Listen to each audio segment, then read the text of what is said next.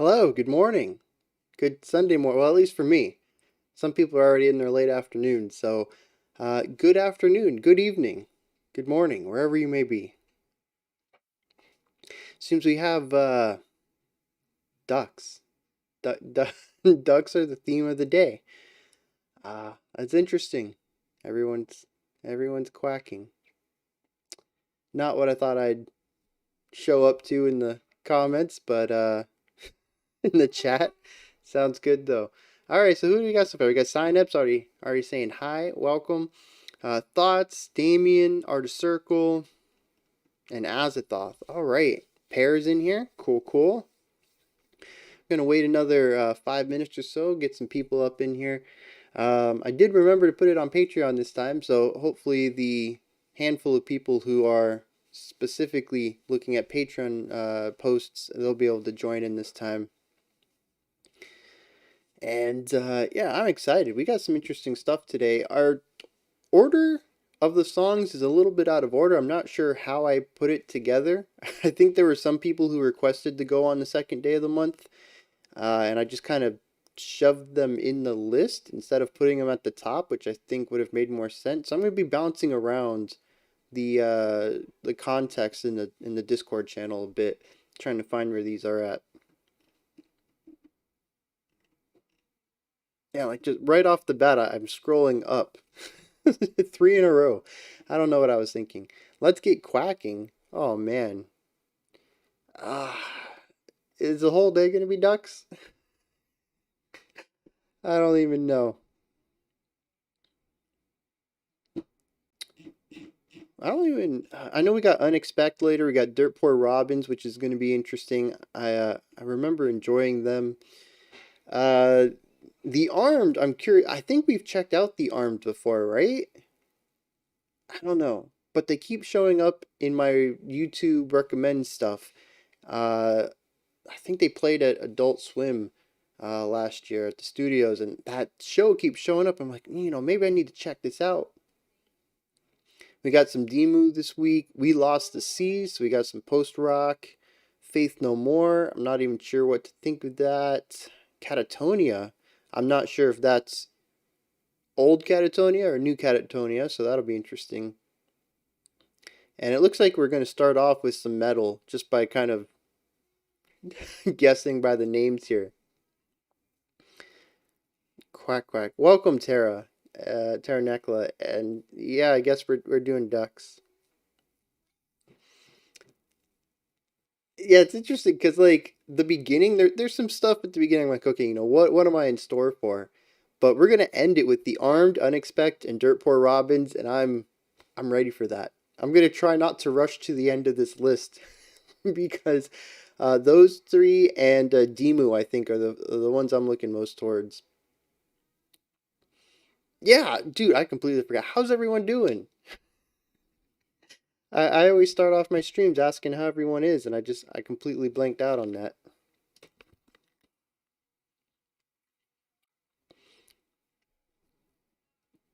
All right.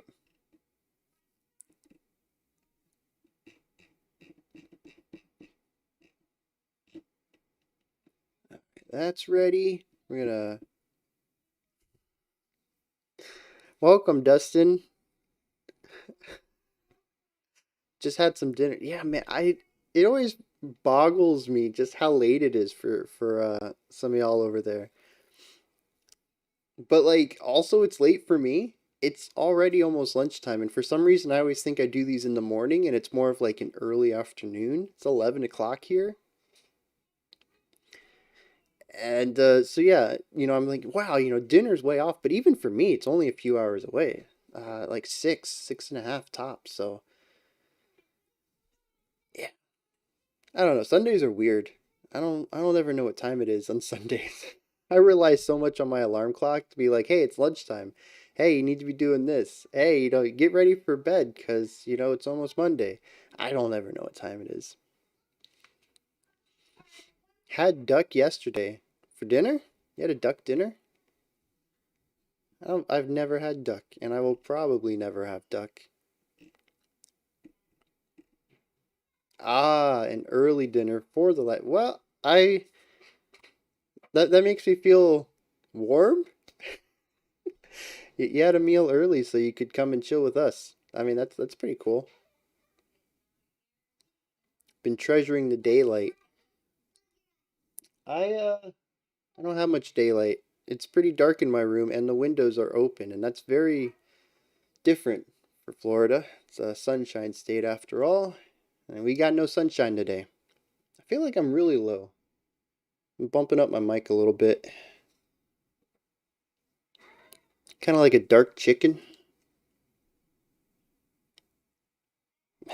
My live stream is just right in the middle of people's meals. It's either before or after. It's pretty cool. All right, let's get into this. I think we've, oh, Herbstein, welcome. I think we're going to get as many, oh man, cinnamon rolls. If you don't mind, I wouldn't mind seeing pictures of those when they're done. If you want to post them up in the Discord. I like looking at food, and cinnamon rolls are just, they're a pleasure of mine. Yeah, let's dig into this. So we got to pull this guy up, and of course, I'm inside of it. We're going to start off with some mole. Mall? I don't know how to pronounce that. The song is called Fraktur. Fraktur. There's no N in there. Fraktur. Pretzel buns. That sounds pretty tasty too. Welcome, Alexander. Alright, let's get this rolling.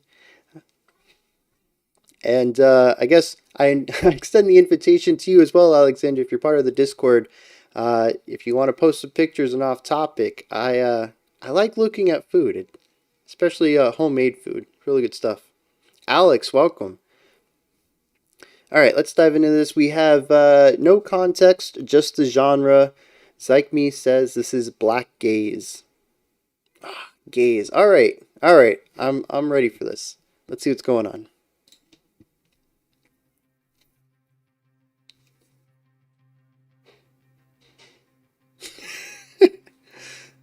I rarely cook. I don't want to burn the house. Alright, so the song is rolling. It just has a very quiet start.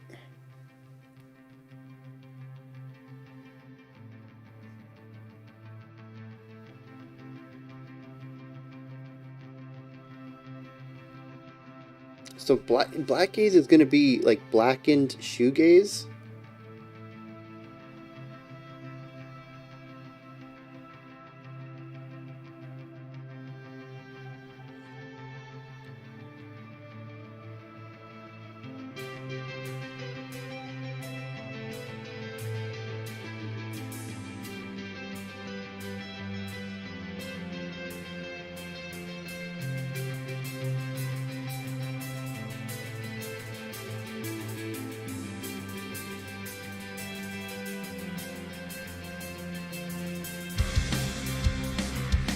Alright, I'm going to turn this up a little.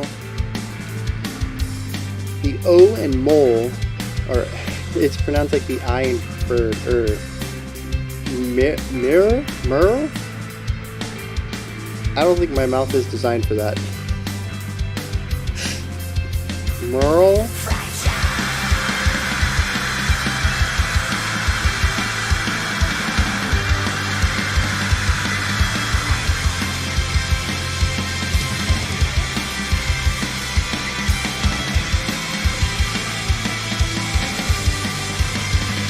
Oh yeah, no R. I can't even wrap my head around it.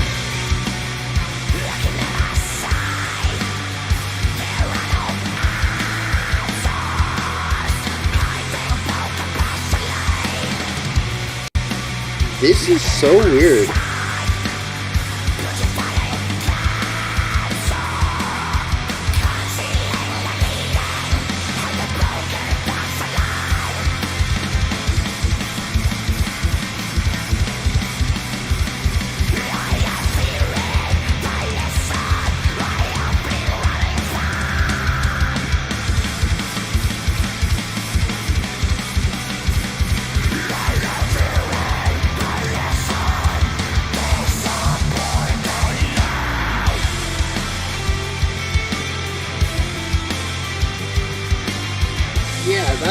mean, that's what's kind of got me going, is that to me the vocals are not matching the music.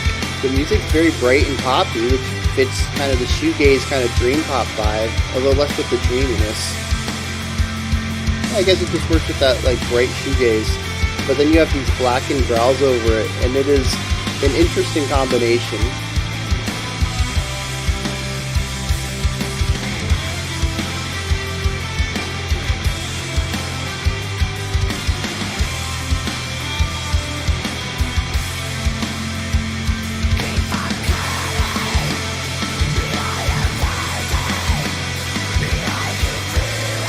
100% about those fun textures though. They're doing some really neat things with those guitar tones.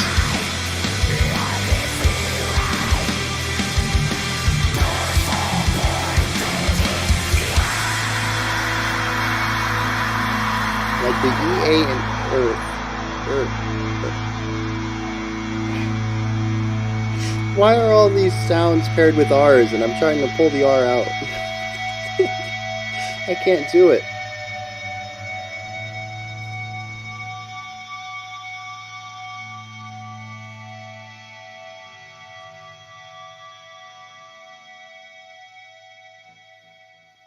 Yeah, so that was fun. Also, it's incredibly short. It has that 1 minute opening to it. And yeah, they really take their time getting into the track. And then the core of the track's like 3 minutes long, and it is. I wish I had listened a little more closely, but I was just kind of taken off guard. It was like listening to a cat bark. You bring in that bright poppy music, and then the vocals come in, and I'm just, yeah, more catchy than poppy. I don't. I kind of see the inverse of that. I didn't really see anything that hooked me, which would typically be the vocals and the vocal. Black metal growls just don't hook me. I don't know if that's me or if that's an intrinsic part of the growling, being that they're more rhythmic based, but I see this as more as pop rock. It's poppy, but not necessarily catchy. So, yeah. But it's really interesting. I love the production on it. I mean, which is kind of course, just because it's a gaze. They put so much work into the tones of their guitars and the effects they're putting on it. So, I mean, yeah, they're going to have some really neat textures. The production side's going to be really well done. I think, though, man, just walking away from this, it's just like, what did I just hear? Like I said, a cat barking. That's the best analogy I can have for that. It's a surreal sound. But I do want to get some more of that, either here or on the main reactions, or probably even just on my own time, just to get more acclimated to it, so that I have more things to say about it the next time. I'm not just blank. What did I hear? Black is my favorite modifier for almost any other genre.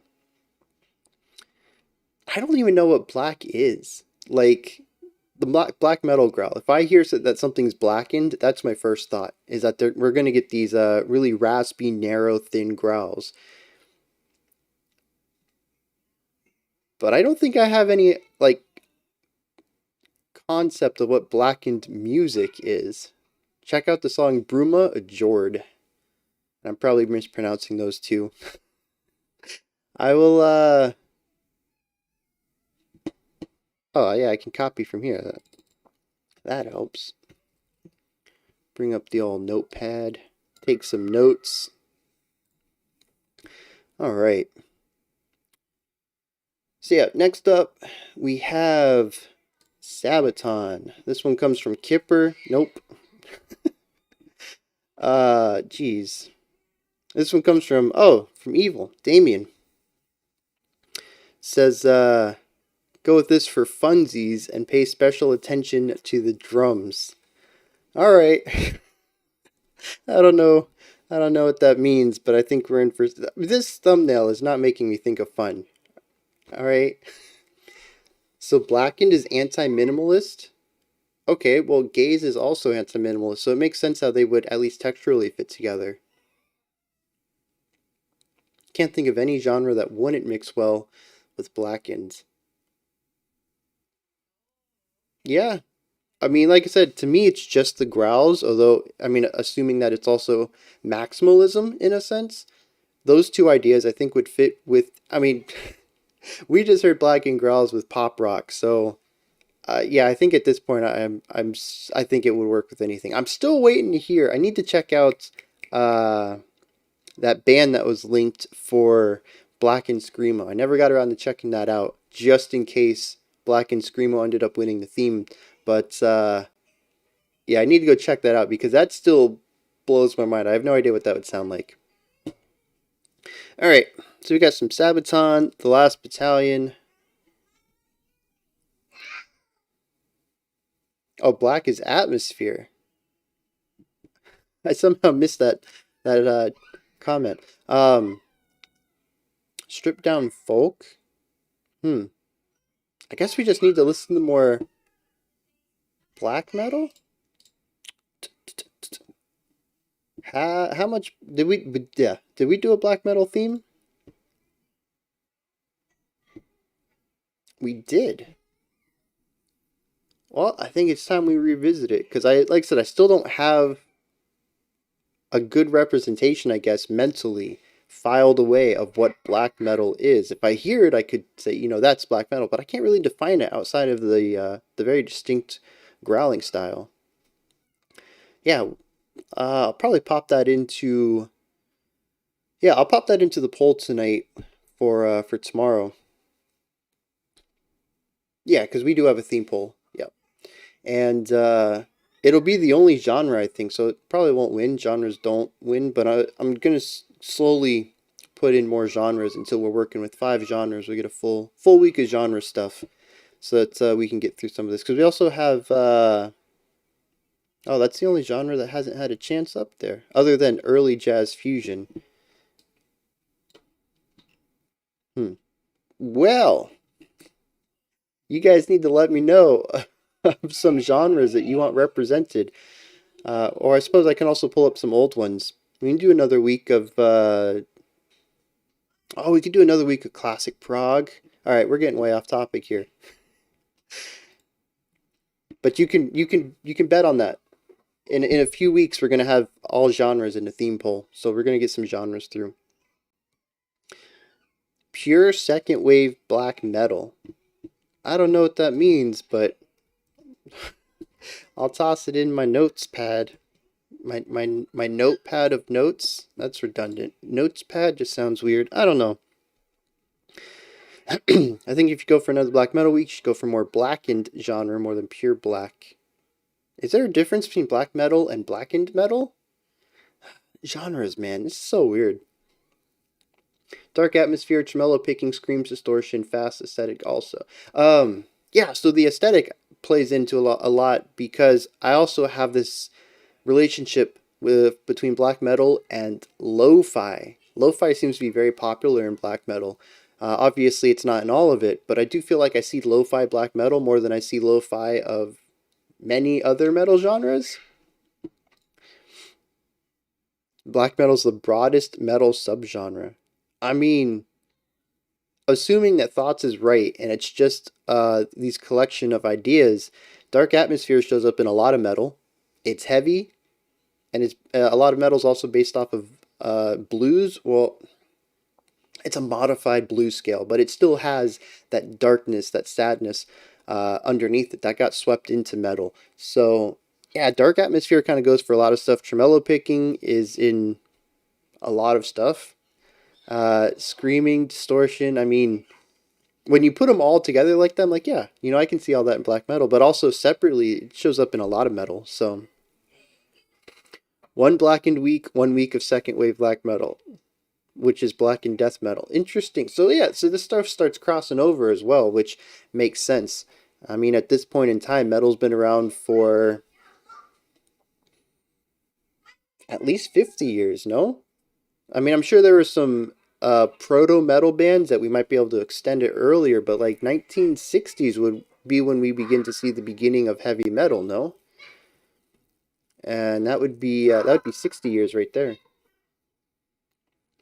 So yeah, it would make sense that we are in a place where a lot of the core subgenres have had bleed over.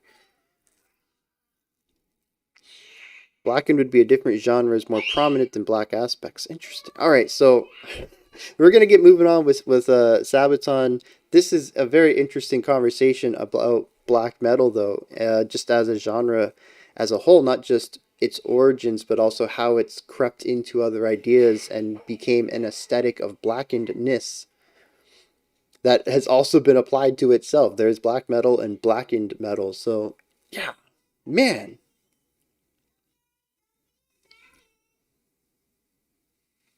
All right.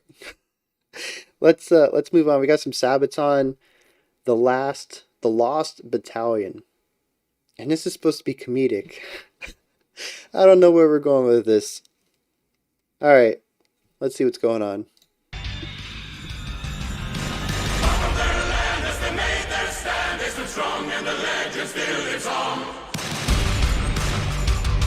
All right, so we got some power metal.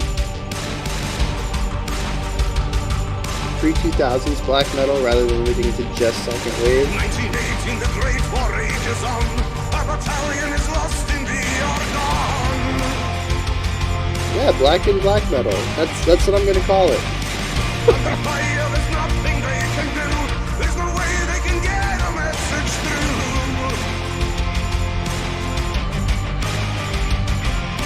Suffer heavy losses as the battle carries on. Liberty division standing strong. From their land as they made their stand, a disregarded demand. It's surrender or die and the stakes are high. They live and they die, there's no time for goodbye. Weapon in hand as they made their stand, still disregarding demand. They would never comply, they would rather die. Not through the blockade, they were finally saved.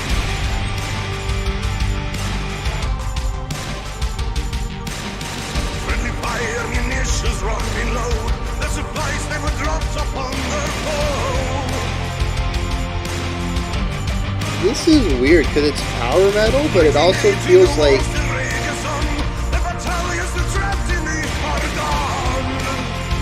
not this section, the chorus actually. Chose not to surrender. They chose victory or defeat.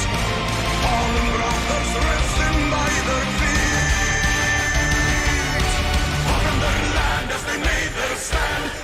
It's almost got like a sea shanty vibe, but it's not in 6/8. So I think it's just the chords and the group vocals. But it's an interesting style to sing about World War II. Or World War I think, is that 1918?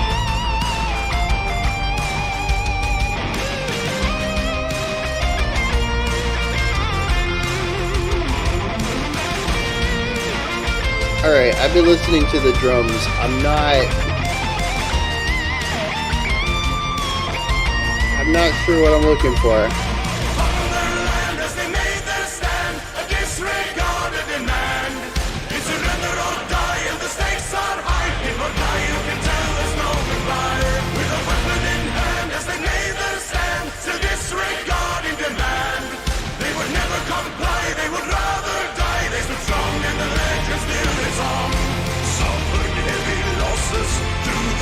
Oh.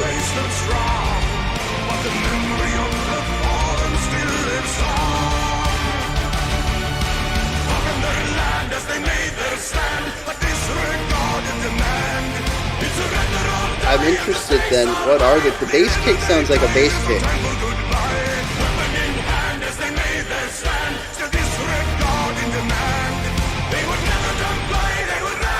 I have noticed a lack of cymbals though.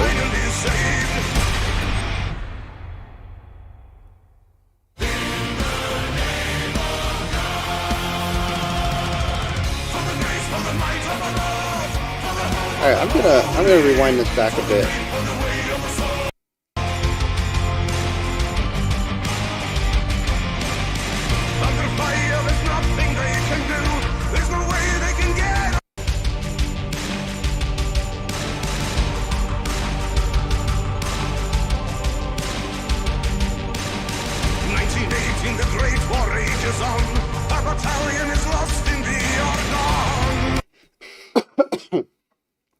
So that tinking that's left panned, I can't place that in a drum kit. So I'm going to assume that that's one of the firearm samples. And I can hear the artillery every once in a while, but I'm like 70% certain that's still a bass kick and snare in there that's being augmented by the samples, which, I mean, it's really cool. I'm not trying to diminish from it at all. It's an interesting concept to use textural layering over percussive elements to create this vibe, but I mean, I was listening for it and I still didn't catch it, so did it work? I don't want to be so pessimistic about it, but it if I have to be told what's happening, I don't think that was done very well. Knowing that it happened and I can kind of hear it though, I appreciate the work that went, at least the thought that went into it. And I do think it's interesting to have that left panned tinking sound. There is zero drum in the recorded version.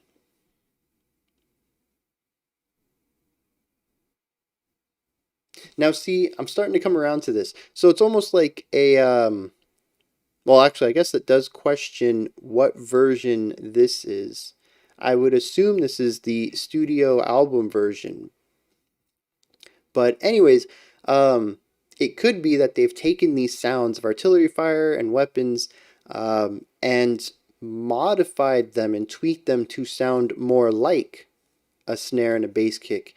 In which case, it's more of an Easter egg, which is an interesting way to go about it as well. It's not intended to be a part of the song because there have been war songs that we've heard. Actually, Hell Broke Loose by Tom Waits utilized a lot of war sounds in the music itself, and it really brought that to the listener's attention. This is sort of the opposite. It's not drawing attention to it, but if you know it, it's a neat little Easter egg. Yeah, so yeah, I can get behind that. Yeah, the chorus, man, this is two songs in a row that I'm very confused about the combinations of sounds that are coming into my ears. Um, like I said, the song is about World War One.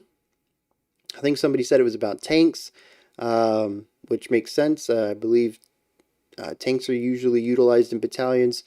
Um, and of course, it's about, fighting on the battlefield, not retreating, not surrendering. You either win or you lose.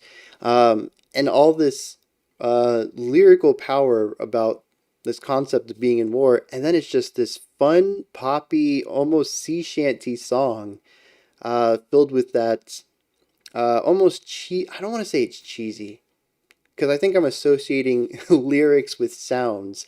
But it's got that powerful, bright power metal stuff going on behind it. It's an interesting combination. And once again, I'm just not expecting it. But definitely fun, which is not what I would normally say about a song about World War One. See, but is power metal cheesy? Or have I only listened to cheesy power metal?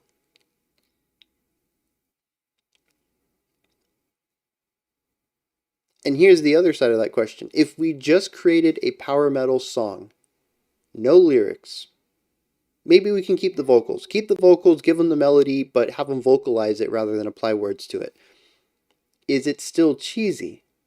Is it the combination of chords and sounds and timbres that make it cheesy, or is it the lyrics, which tend to be extremely tongue-in-cheek from my experience?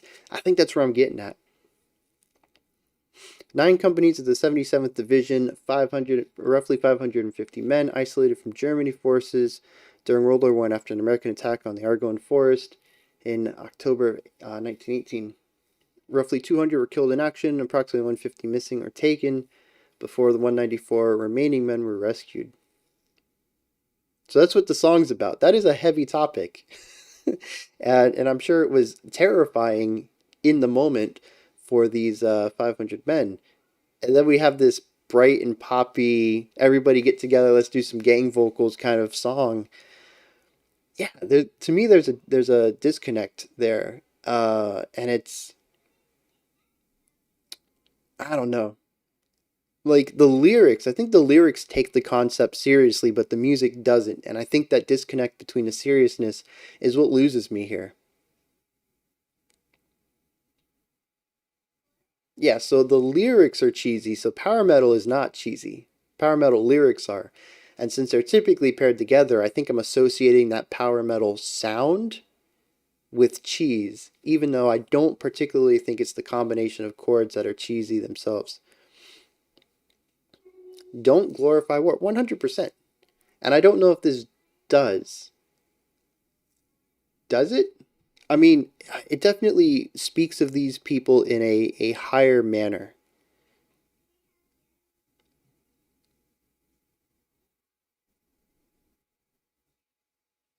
But I'm not sure if it glorified it. Now, see, I'll go with that too. Like I said, the lyrics were serious, the music was not, and there's an interesting divide there. All right, so 2 out of 13 so far. Songs that I was not expecting a combination of ideas. Let's see how far this rabbit hole goes. We got some Dzivia. I don't know if the D is supposed to be in there for it.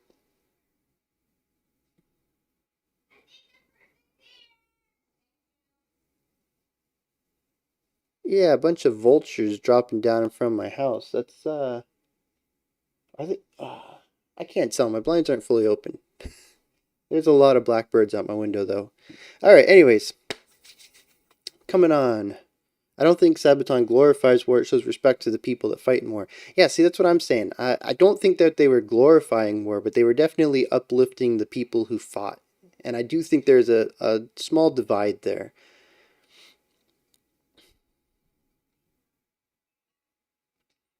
All right, what's next? Dzivia. This one comes from Kipper. The song I'm not going to try to pronounce, but it translates roughly to Bones Under the Moss. They describe themselves as pagan orchestral music. All right, let's see what's going on here. Vultures are metal. Maybe they're just crow. I don't know. I'm gonna ignore them. It's music time.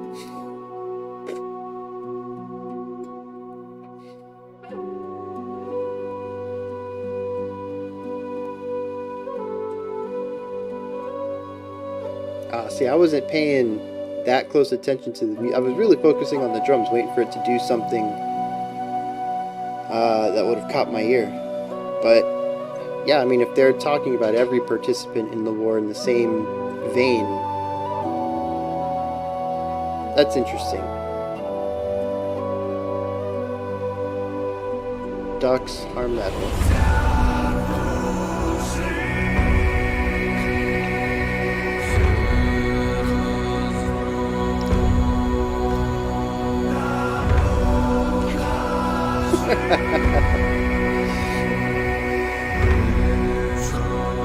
I just dive out the window. Hey, y'all want to join my Patreon?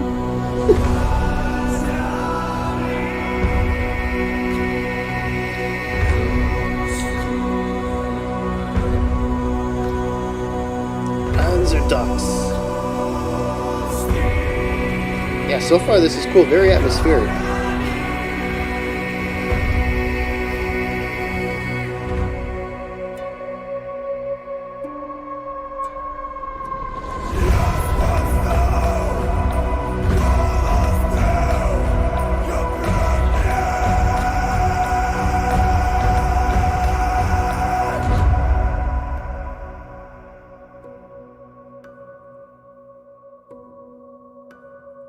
Oh, good call. That's the second time that I've confused the song about being World War II.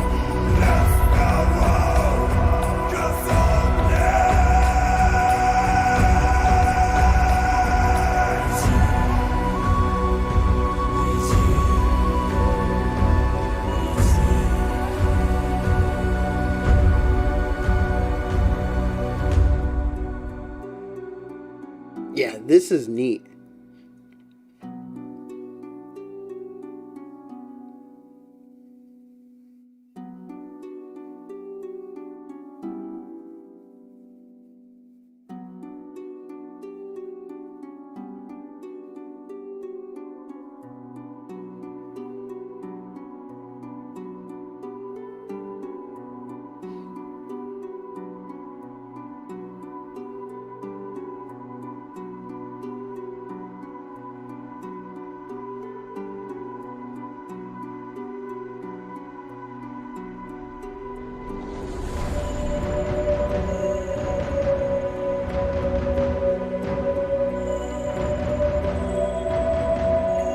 taken its time building this atmosphere.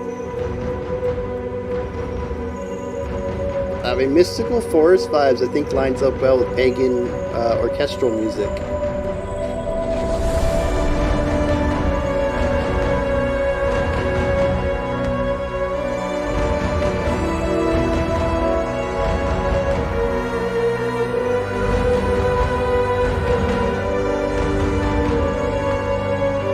Very theatric as well.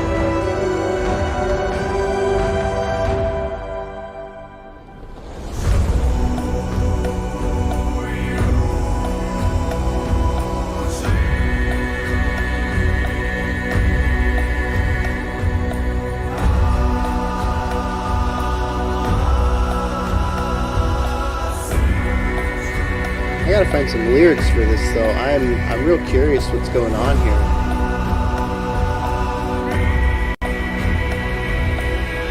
There's a real chant-like element to it, and I wonder if it is kind of chanty fitting in with pagan ritual, or if it does tell a story about something that might thematically line up with pagan elements.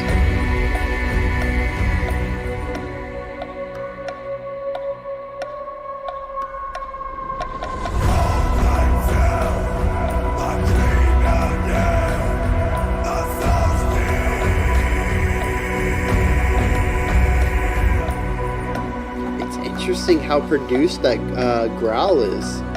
There's a lot of effects on it that really help it blend in with the music instead of dominate over it.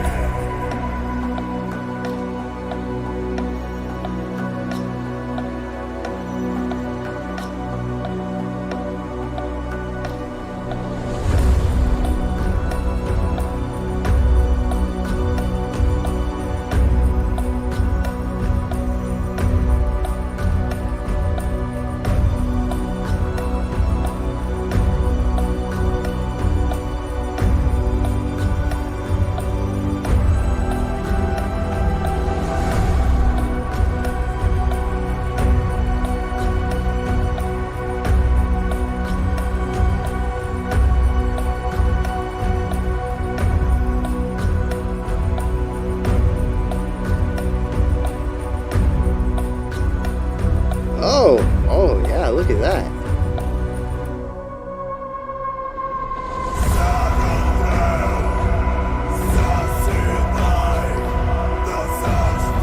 I can toss those in Google Translate in a second too. Oh. I didn't literally mean a second. Dragging in darkness until midnight, that's calling again by the ground, laid the moss, bones and stone. I knew the voices of the trees he craves. I heard the singing forest, she told me. So, yeah. Definitely not.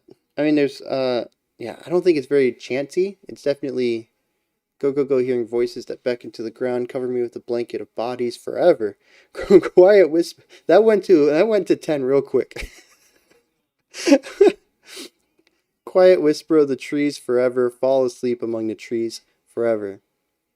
So yeah, it is. It kind of dances between like a narrative element, telling a story, and also a chanting concept. I think that would go well in a ritual. So yeah, very interesting. Dances between the two ideas. Yeah, I absolutely love that. Particularly though, I do want to see if they have some tracks that are maybe less atmospheric, or I mean, possibly that might even go against their whole vibe.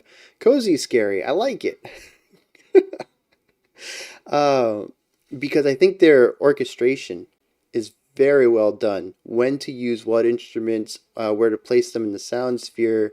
It's just they know how to craft their vibe very well, but I am missing that melodic aspect, and that's not what the song's about, and I can appreciate it on those terms, but there's only, I mean, the thing is, for songs like this where they're about the atmosphere, I really need to be in the mood for that. I'm ready for a good melodic hook any moment of the day.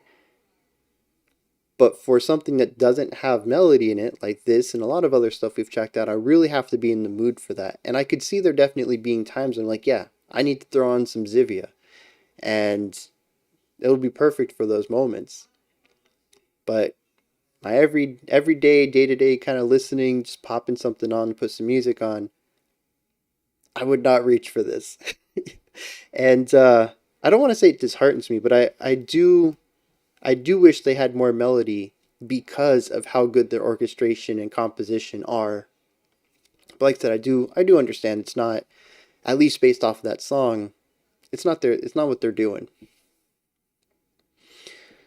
All right. We got some Katatonia. Oh, this is newer Katatonia. I'm going to assume, nope, older Katatonia. 2006. The video was just released late. They do have some more melodic tracks, but a lot of them are too long for the stream. All right. That's that's interesting. We do have some songs that you know, don't dwell too much on a specific atmosphere. Also, we made those the longest ones. Yeah, Katatonia from 2006. I'm seeing that down here. Oh, so it's still modern, just newer or older modern. I didn't know they were around that long. For some reason, I thought Katatonia was more of a newer band. So 2006, I kind of assumed was some of their older stuff. What do we got here? This one's from Pear.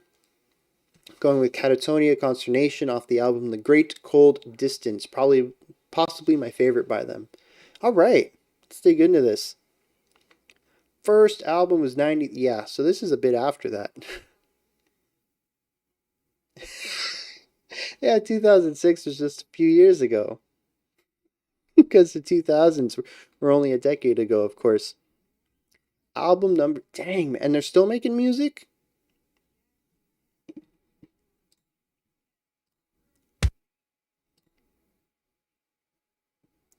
Maybe not.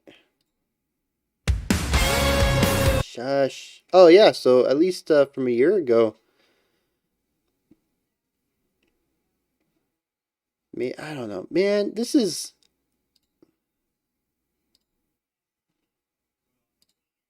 They have a music from.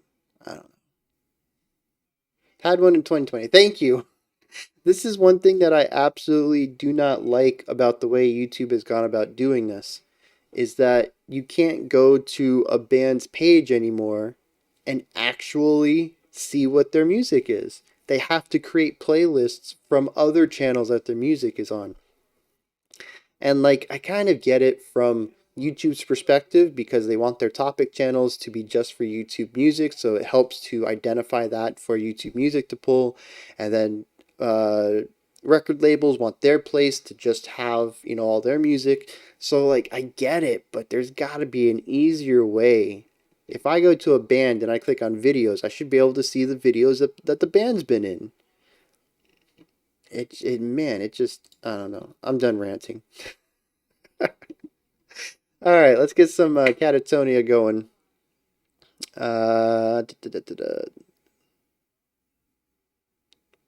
Weren't they one of the big three Doom Death originators along with My Dying Bride and Anathema? I've heard, I mean, you're probably going to get some better answers from the others, but I've heard Katatonia in the same vein as Anathema. So, oh, Solinari. I just see that you've popped in. I don't think I said hello to you either, Bertel. I saw you were posting some stuff during the last song. Welcome to both of you. All right, let's dig into them. So we got some Katatonia.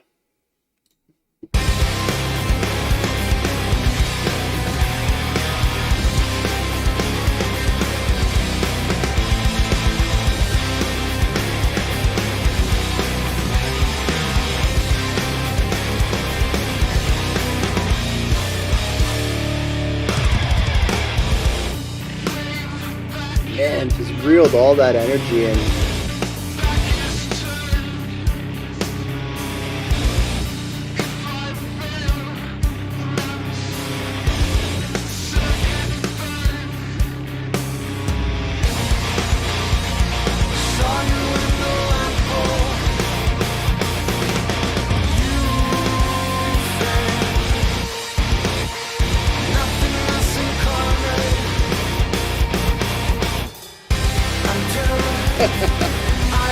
That little cymbal roll. Very interesting harmony on the vocals.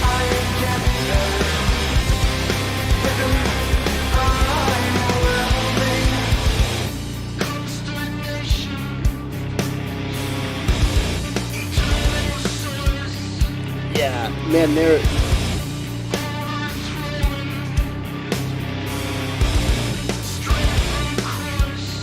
Yeah, so first of all, introducing that second hit on third, and then doing offbeats on the snare drum really makes that second bar feel very awkward. Intentionally, of course. It's supposed to be a bit unsettling there.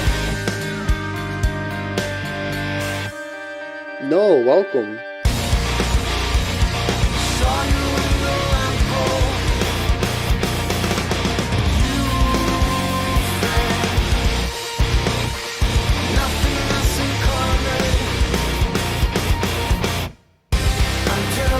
That real hard stop there, that was clean.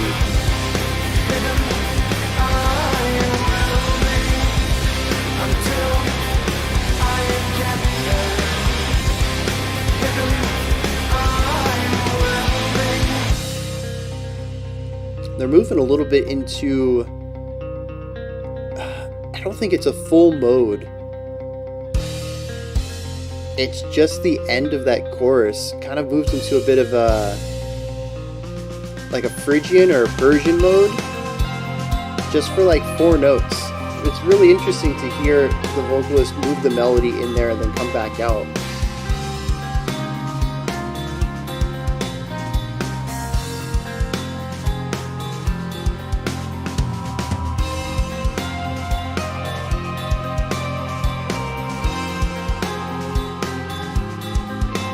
Having those offbeat cymbal hits.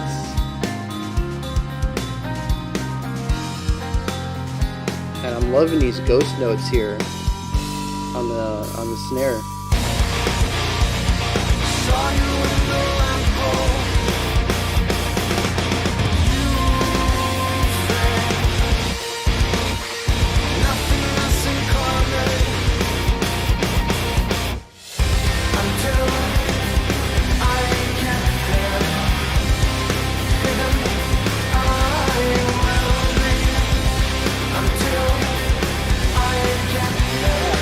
No, a little bit of that Phrygian line shows up in the guitar part as well. There's definitely a strong allusion to the Phrygian mode. But why? That's the interesting part. But yeah, I really enjoyed that. We're going to have to pop this into something here. I don't know. Right there? That's fine.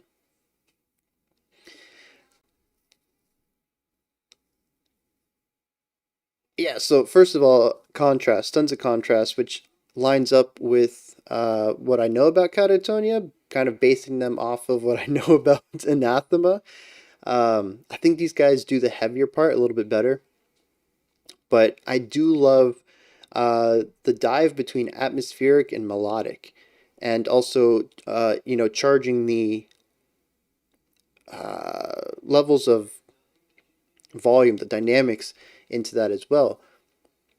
But they also found a fantastic way of keeping that creeping energy in the beginning, in the verse, not only interesting throughout the repetition. When we got to the verse again, they were doing some interesting things in it and adding extra layers, so it wasn't just the verse again. But then keeping that energy into the chorus based on their harmonic structure. The harmonies that the vocalist was doing, they weren't the typical harmonies that we typically see. Good job, Brian. Yeah, Chase. Yeah, we'll add that in. You haven't put a January one up yet? I thought I saw your name somewhere though. I don't know how to internet right now.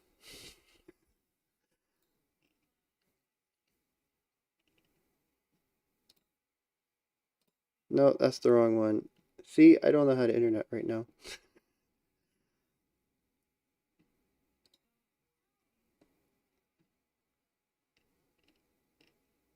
Huh, maybe not.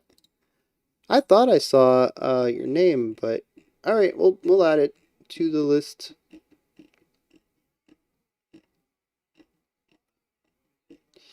All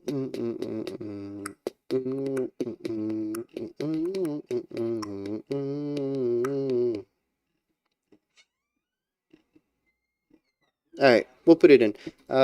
You gotta, if you could toss me a link, that'd be fantastic. Also, welcome, welcome. Hey kids, what's up? There's can you mute it for a sec? Yeah.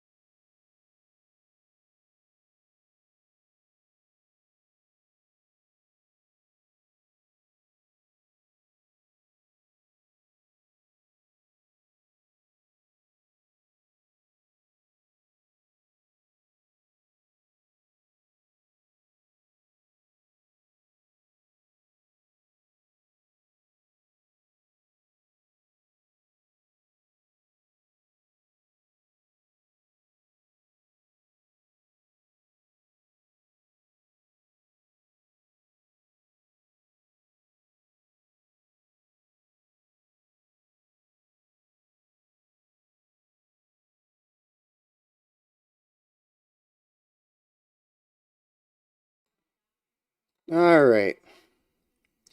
Let's see. I am in live chat, so if you want to post that link, otherwise I can just search for it. If you just want me to take the top one.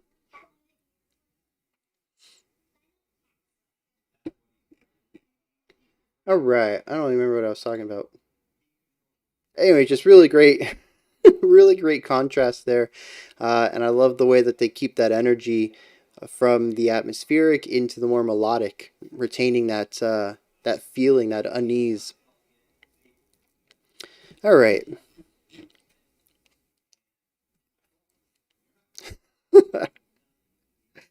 But yeah, I do need to listen to more of that. I thought it was a really good combination of sort of the heavier stuff we might see in Doom, while also kind of cleaning it up a little bit and sanding down the rough edges, and kind of getting into that radio hard rock sound, and just finding a really nice balance between those two, where it's not something I think I would necessarily hear on the radio, but there are elements that feel radio rockish, and yeah, like I said, just a really nice combination, finding the middle ground between those two. All right. Next up, we got Ustalost. You guys with these names today. Ustalost. Enough glass will cast a shadow. And this one comes from Synops. It says, love the bass line in this one. Alright, let's dig into it.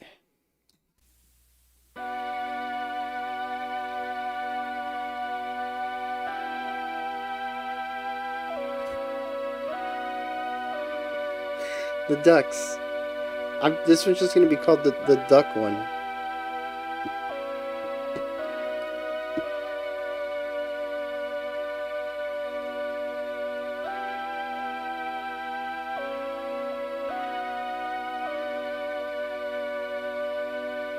Ustalost is a New York band. Alright.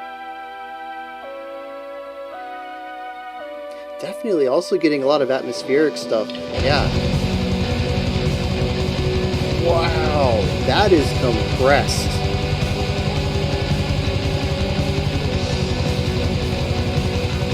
It literally, like, I've talked about songs that feel like they're just so wide, so far away from me, and this one feels like just like a tiny circle of music.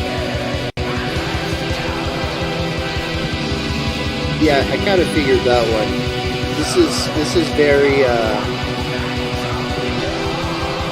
man, what's that word when it's a perfect example of?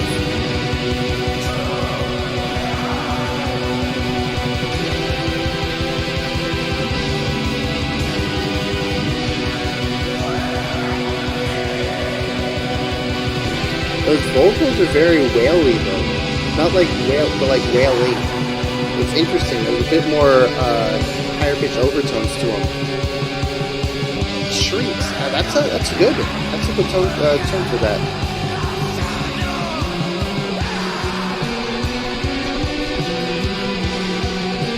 Bass is killing it though. Yeah.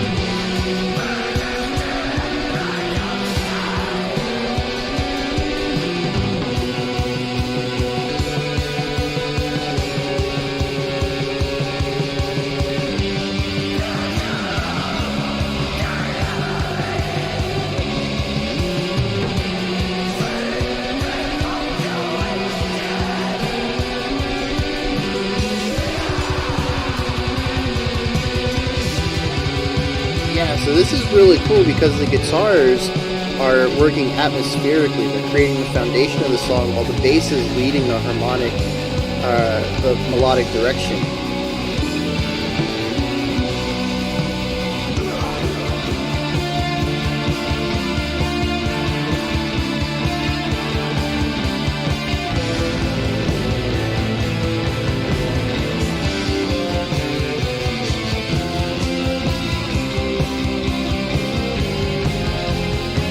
Yes.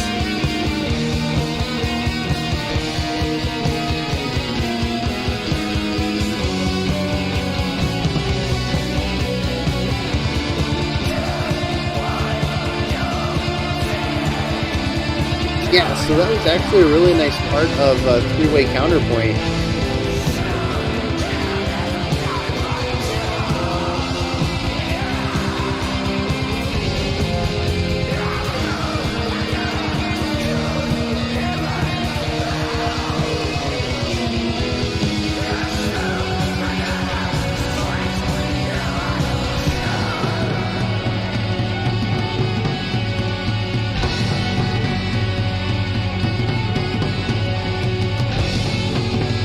I thought we had a retardando there, but I think we just had a very sharp tempo change.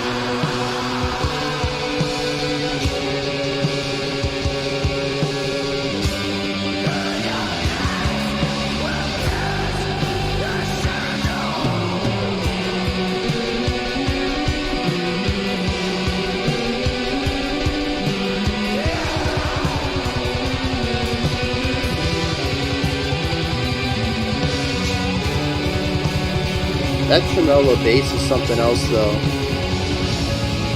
I'm trying to figure out if it's finger picking or using a pick.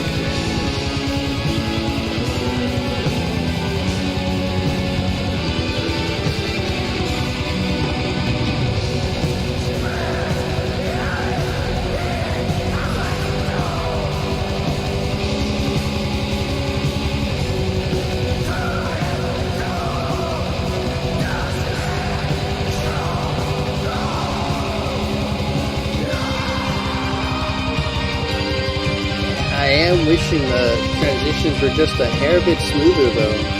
Sounds picked.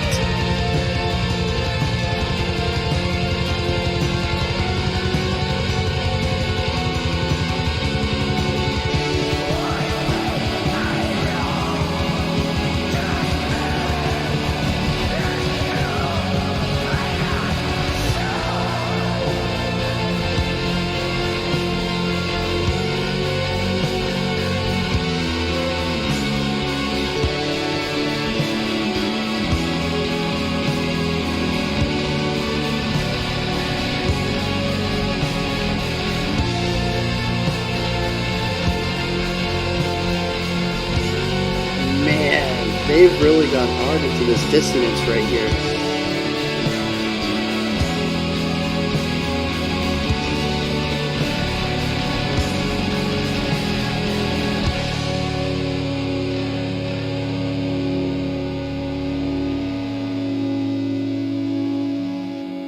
That's a shame. I mean, I think especially if you're working within the lo-fi element, I think it's really difficult to get that clean bass in there. The whole point is to kind of get it muddied and compressed and sort of wall of sound. At least, well, maybe not necessarily wall of sound, because this I think was an interesting combination of the lo-fi aesthetic, that heavy compression, while still having a very clean, distinct mix. And I definitely enjoy this more than just that straight wall of sounds hyper compression that I've heard a couple of times before.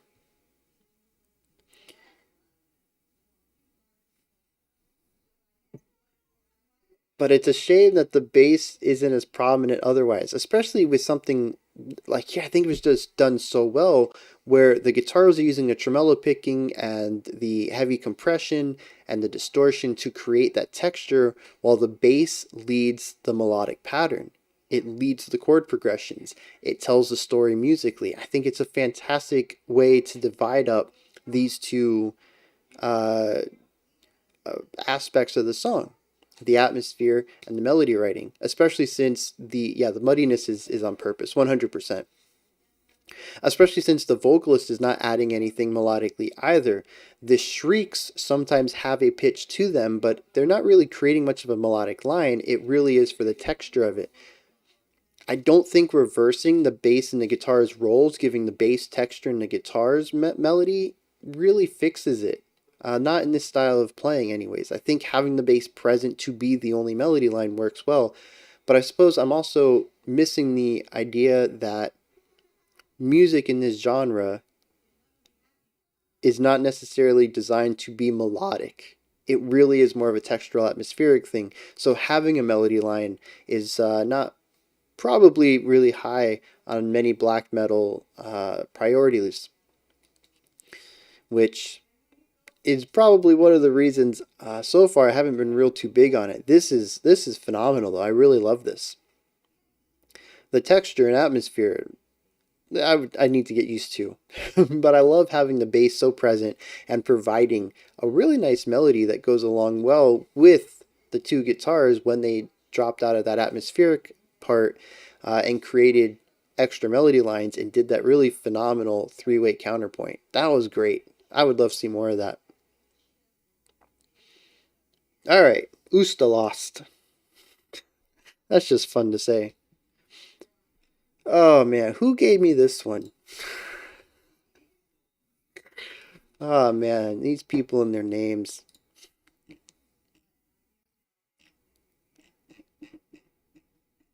Why did I not? I don't feel like I did. Oh, you know what? This was over in Patreon. Yep, so this was Indigo Raven, Jizzlobber by Faith No More. Would be a good one to listen to. It's one of the really aggressive songs that I absolutely love. They're definitely one of my favorite bands of all time, and they're a band that innovated from start and inspired so many bands. Innovated from the start and inspired so many bands. All right. Yeah, let's dig into this one. Jizzlobber. What in the world? Can't escape the patent. The patent. Paton. Really emphasize those T's. All right. Let's take it as Faith No More.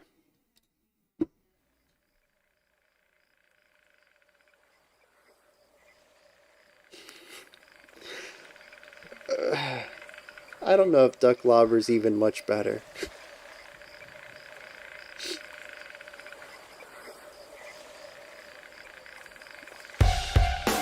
Oh, whoa.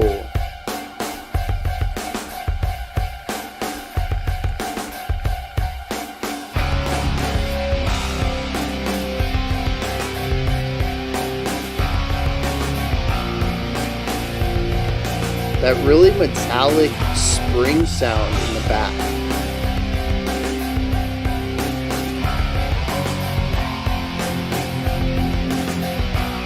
Spicy and spooky.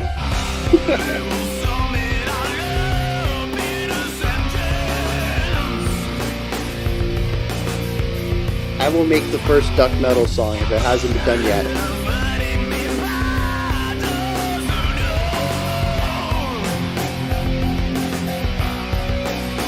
This is a very different Faith No More than I'm used to.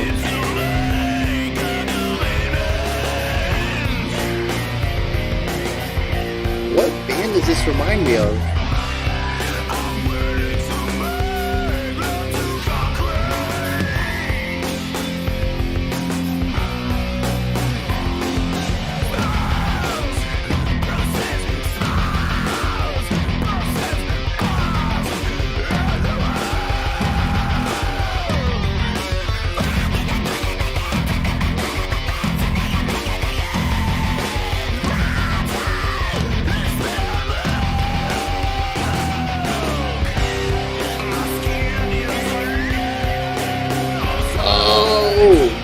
This reminds me of Seven Dust.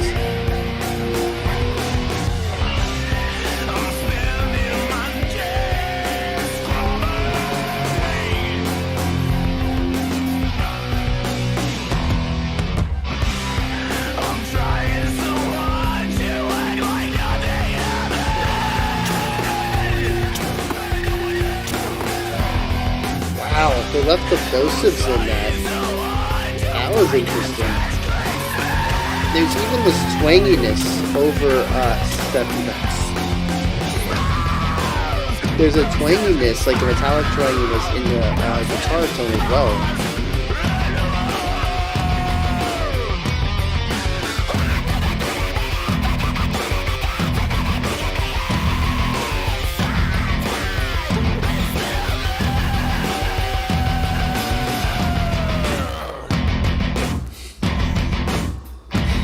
Oh man, we're gonna have to end the stream prematurely for the duck puns.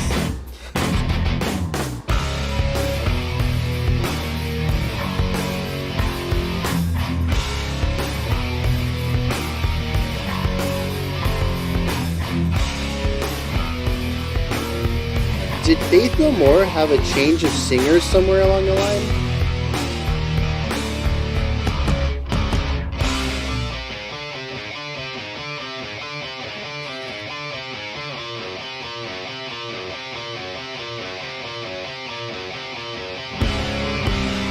I've only heard the song from them called Epic, and I was not expecting anything like this.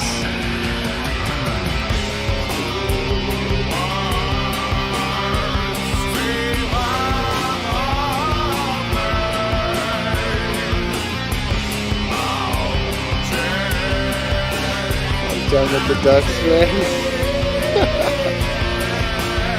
Yeah, this part's interesting though.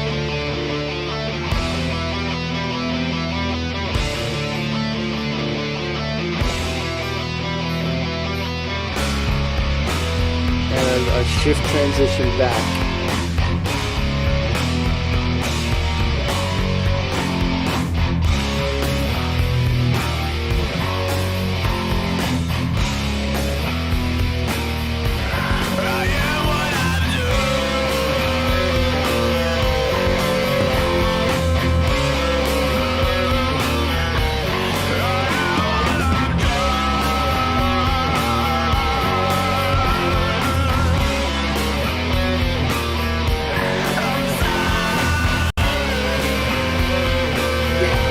Imagine this was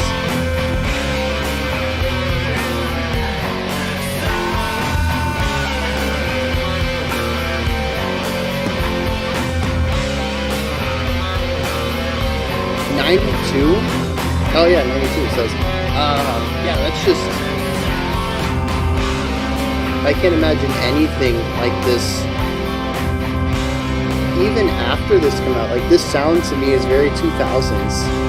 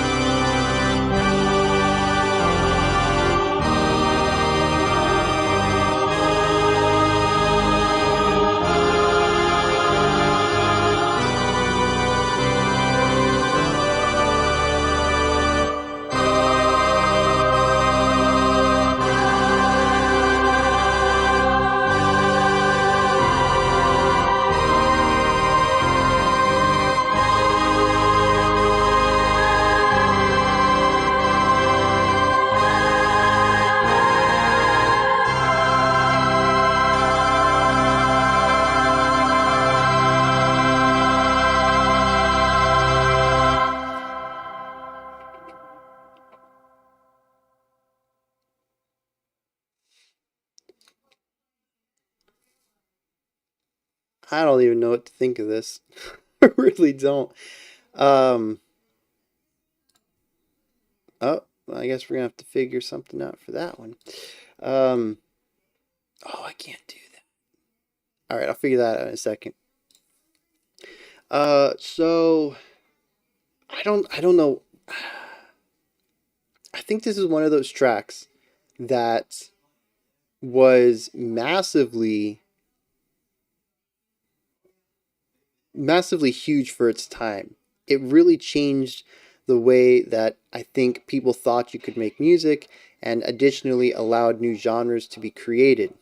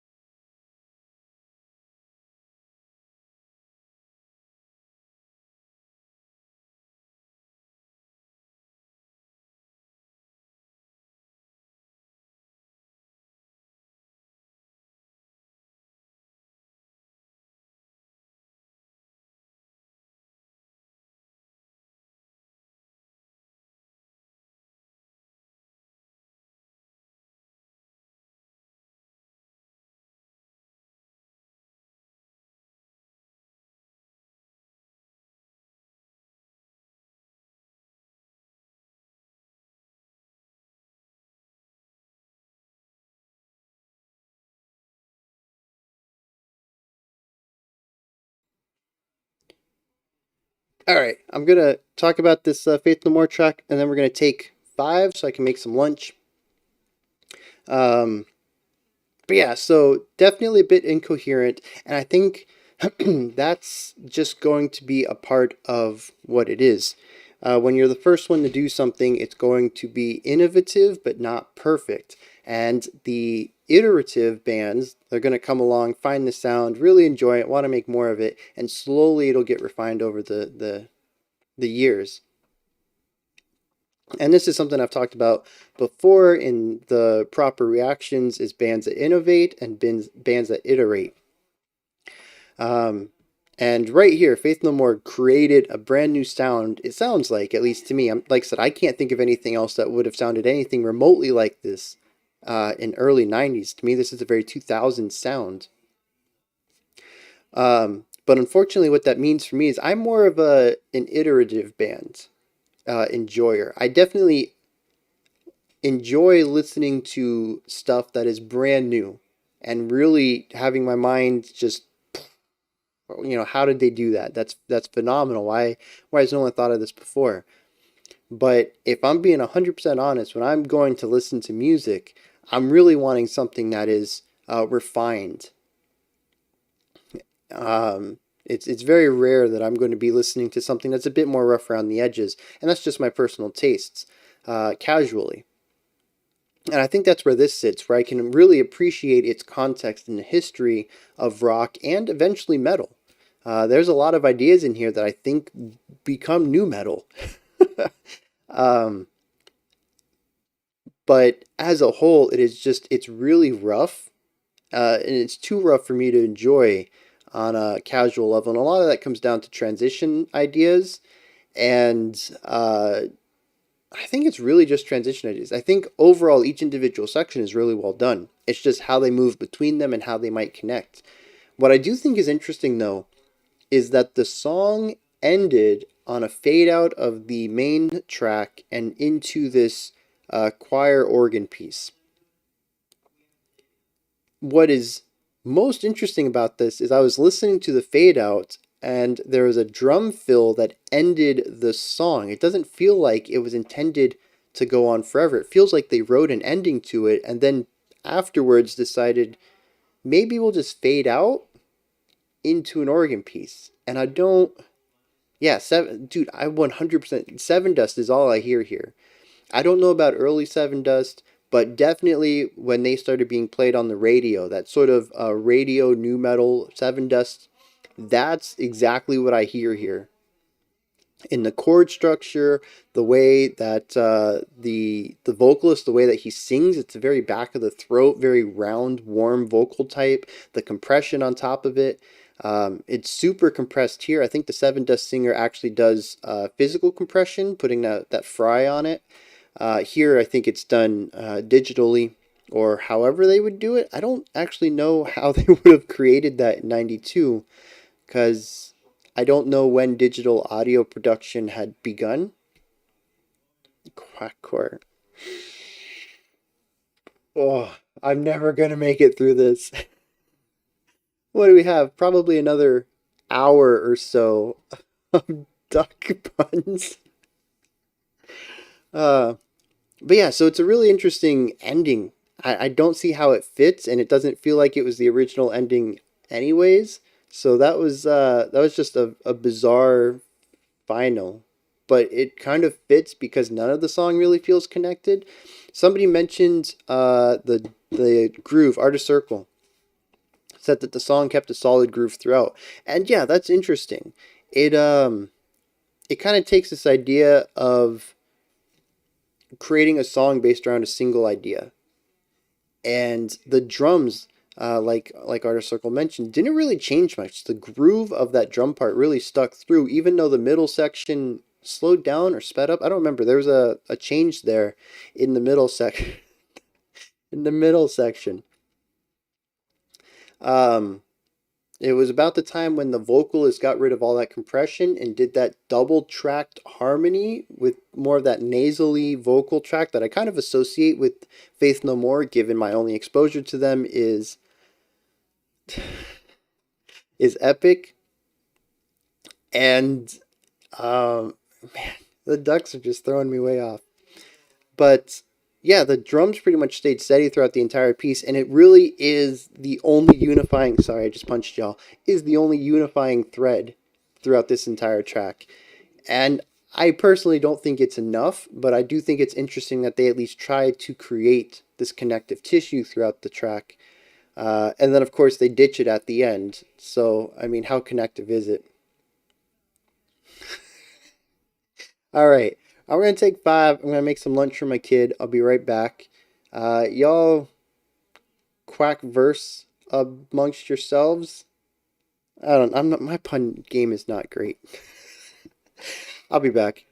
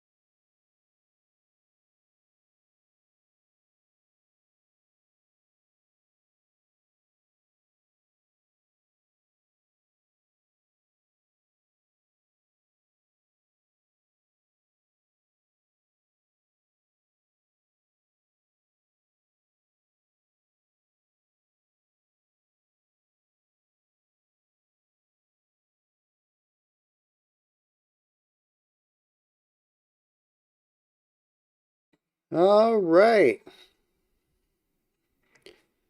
Hopefully everyone's here. Man, you guys just did not stop. Oh, man, we even got a geese in here. Oh, man. All right. Moving on. This one's called R.I.P. And I can't play it.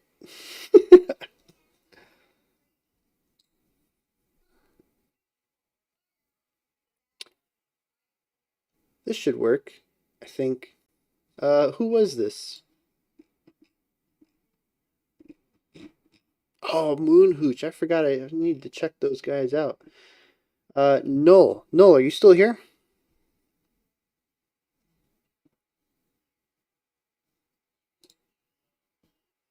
I need to know if this is right. Oh my jeez. You guys have just been holding this in chat, waiting to hit the enter key, haven't you?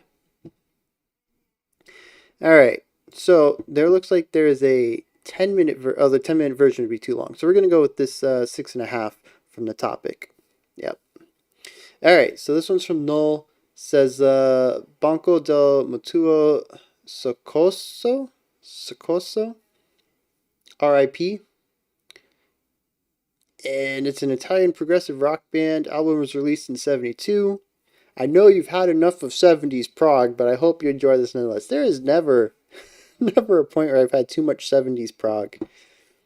All right, let's get into this.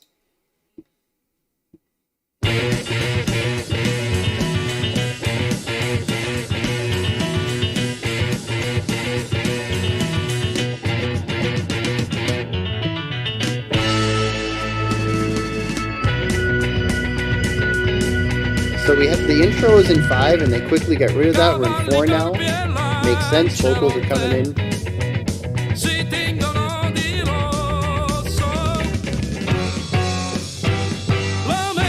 This mix is really interesting though. The right hand guitar is a lot heavier than anything left hand, and it's... Oh, the bass is left hand. It just doesn't have the volume necessary to balance it out.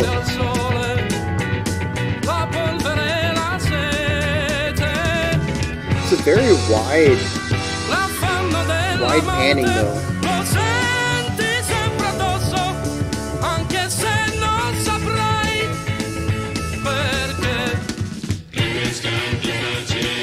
Yeah, very cool.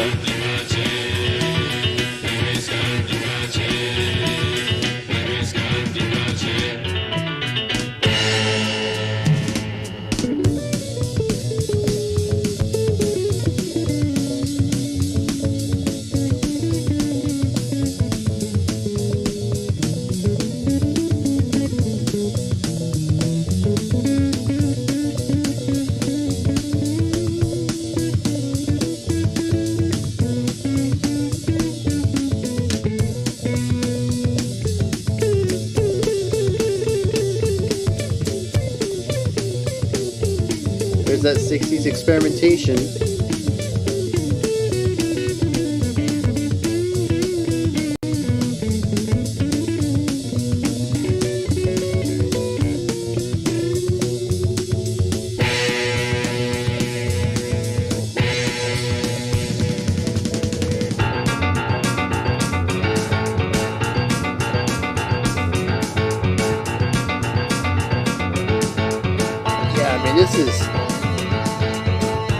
Jazz is definitely a huge influence right here.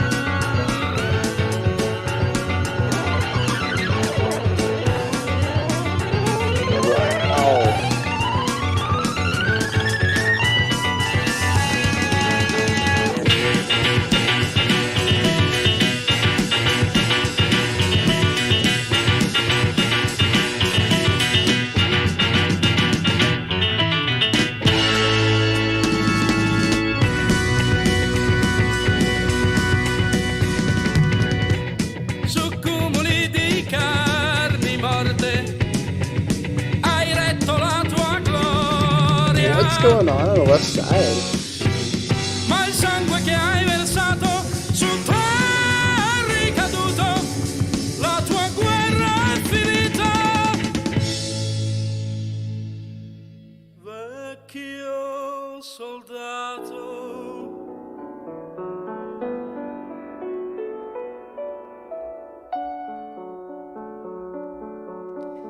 Wow.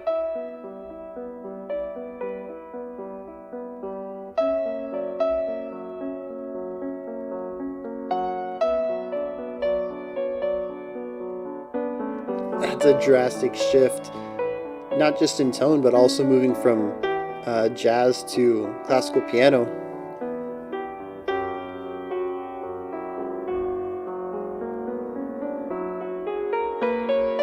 Ora si è seduto il vento, il tuo sguardo è rimasto appeso al cielo, sugli occhi c'è il sole, nel petto ti resta un pugnale e tu non scaglierai. Yeah, that pan over to make room for the flute, that was La clean. tua lancia per ferire l'orizzonte, per spingerti al di là. This is what I'm talking about, though. I think this is a very perfect example of the space between instruments. Ciò che solo il Dio sa. Ma di te resterà soltanto il dolore e il pianto che tu hai regalato per spingerti al di là, per scoprire Beautiful vocalist, ciò too. che This is solo gorgeous. il Dio sa.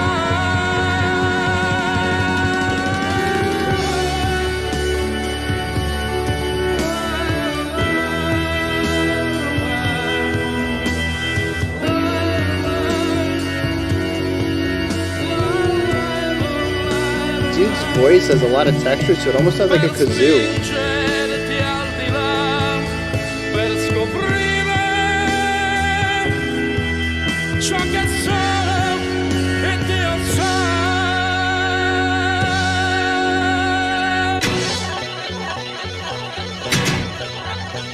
Okay.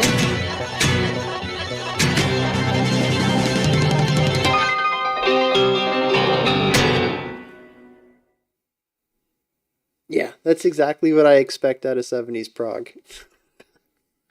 It is fun, lots of variation, and tons of fun production techniques. This was definitely at a time, I think, when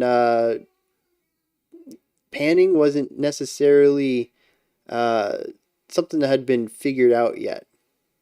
So we have all these instruments being hard panned 100%, which creates that space between the instruments where you have something that sounds like it's so far over here, something that's so far over here, and then usually the vocalist in the center.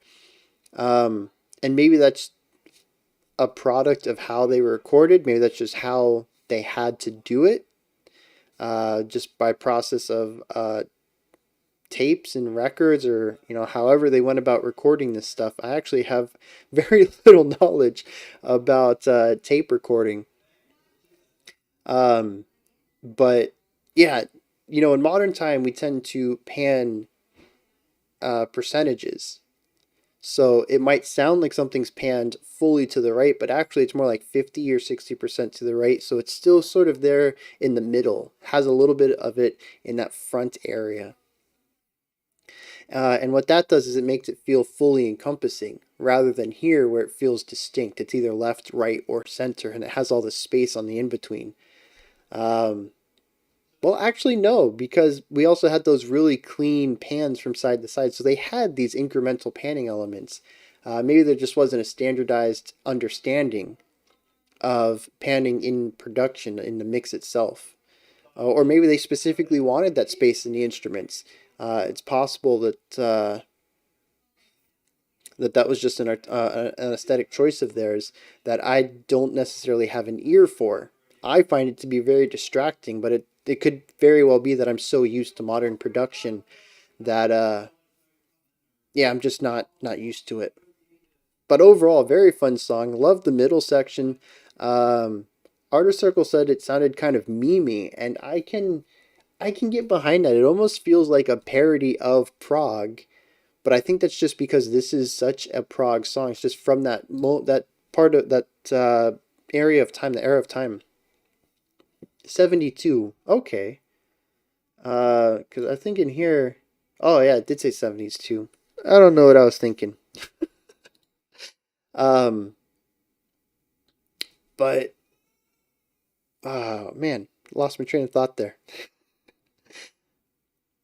Oh yeah, it does sound very, stereo is fairly new. Yeah, so they were probably just starting to play around with this stuff. And it is very, very 70s prog. And some of that today I think might sound a little memey or on parody, tongue-in-cheek kind of, but I think that's just because they did it this way originally. It wouldn't sound memey or comedic or full-on parody if this wasn't how it was at the time. But yeah, they were definitely experimenting quite a bit in that middle section there. It's also interesting, I would put this in the jazz fusion section or subgenre, primarily because of that solo section in the middle. And I do feel like a little bit of it was improv. I would love to hear another version of this, maybe a live one, and see if the solos are the same. Because to me, I mean, it could have been written like that, of course, but it feels very made up on the fly. But it also, I think that it just feels that way because of the repetition utilized, which is more of a jazzy thing than a rock thing. Usually rock saves the repetition for the riffs, and solos tend to be very linear, whereas in jazz, it's freeform. It kind of moves between these ideas of linearity and repetition. And just having that repetition in it reminds me of jazz, which immediately makes me think it's improvised. So I don't know. I have a lot of, I'm realizing I have a lot of preconceived notions when it comes to specific sounds this stream.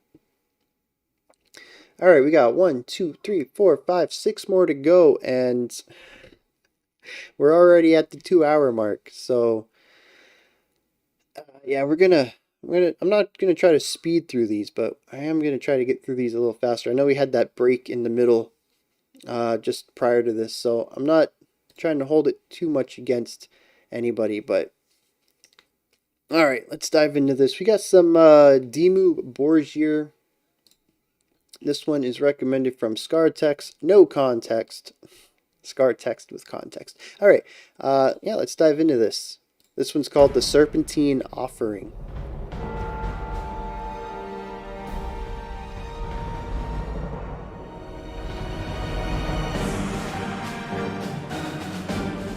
And Dimmu is one of those bands that I associate with really strong orchestral writing with metal.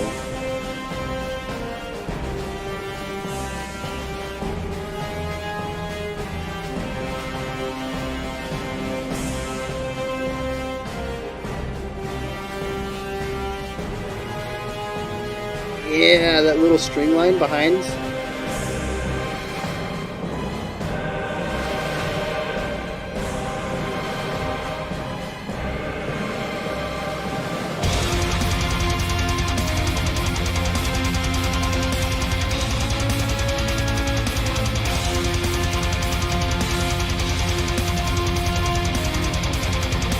So this is also black metal, but highly produced and symphonic. Okay. There's the vocals. We got the double bass kicks. We got the atmosphere.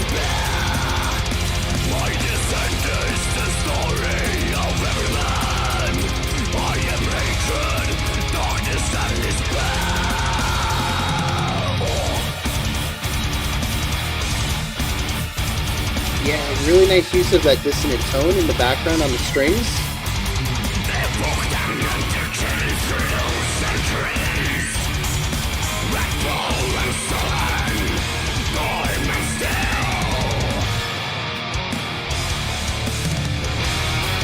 Ooh, man, cut that into a halftime groove.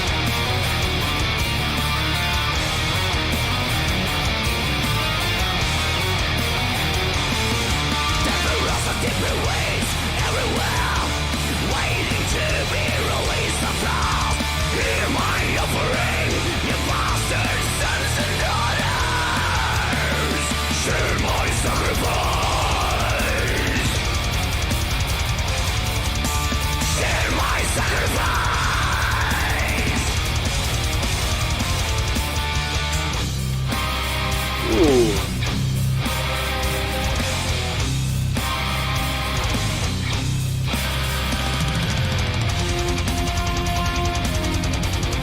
Bringing back the main theme.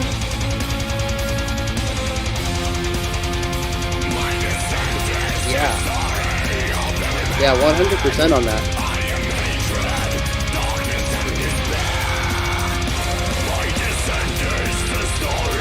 Oh man.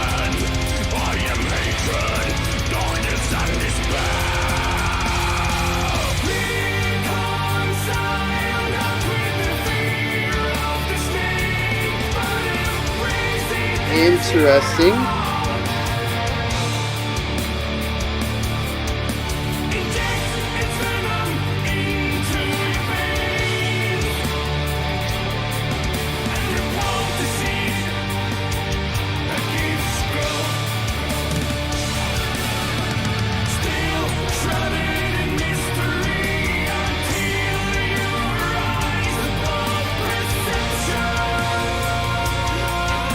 Just start calling this style of music power metal. Yeah, it's powerful metal. It must be power metal, right?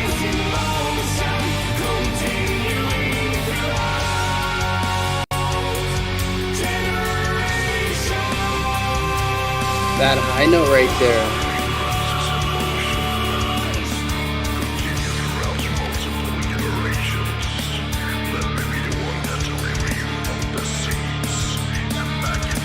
Yeah, getting a little bit of a punk idea in the drums.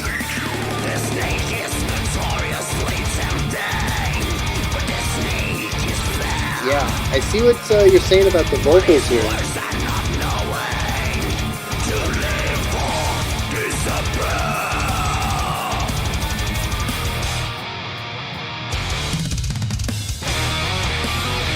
There might have been. I counted a 12 beat pattern there. But I didn't catch the meter change, so that went under my radar.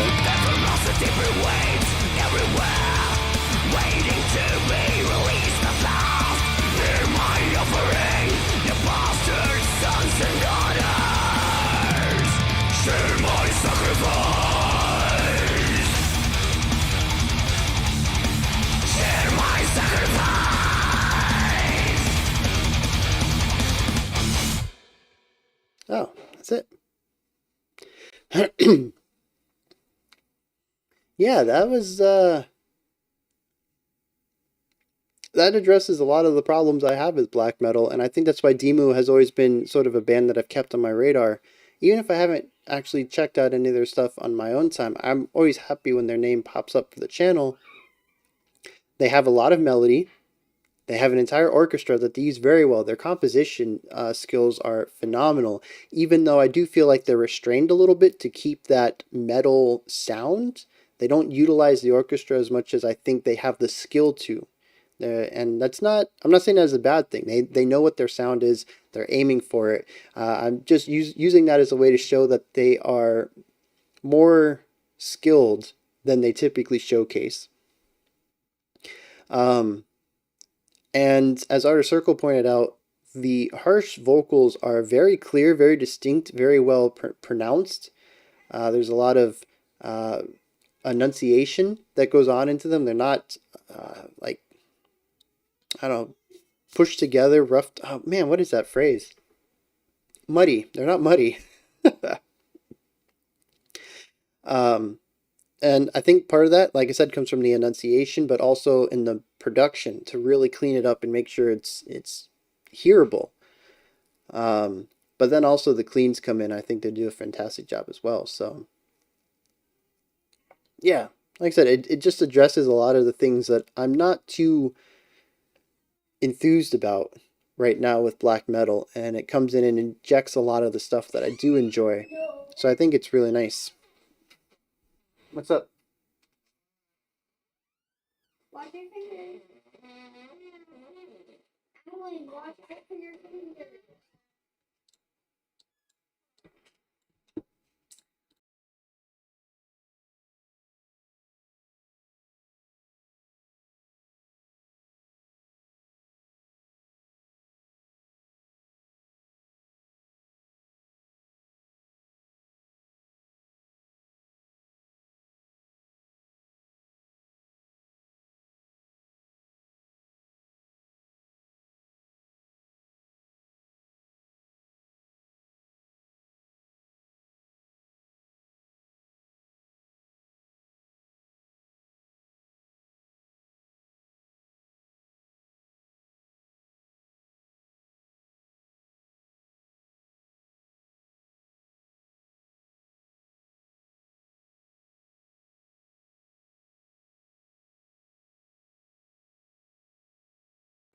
All right.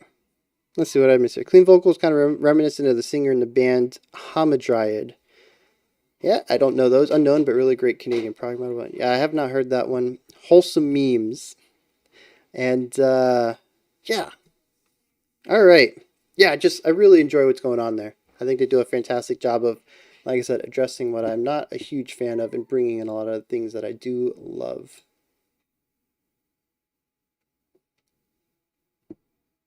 There is no way that that got picked. Oh, man. Cynical Matt, please tell me you're here.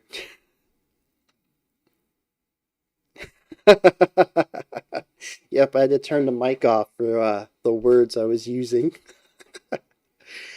Cynical Matt, are you here? If you are, please speak up.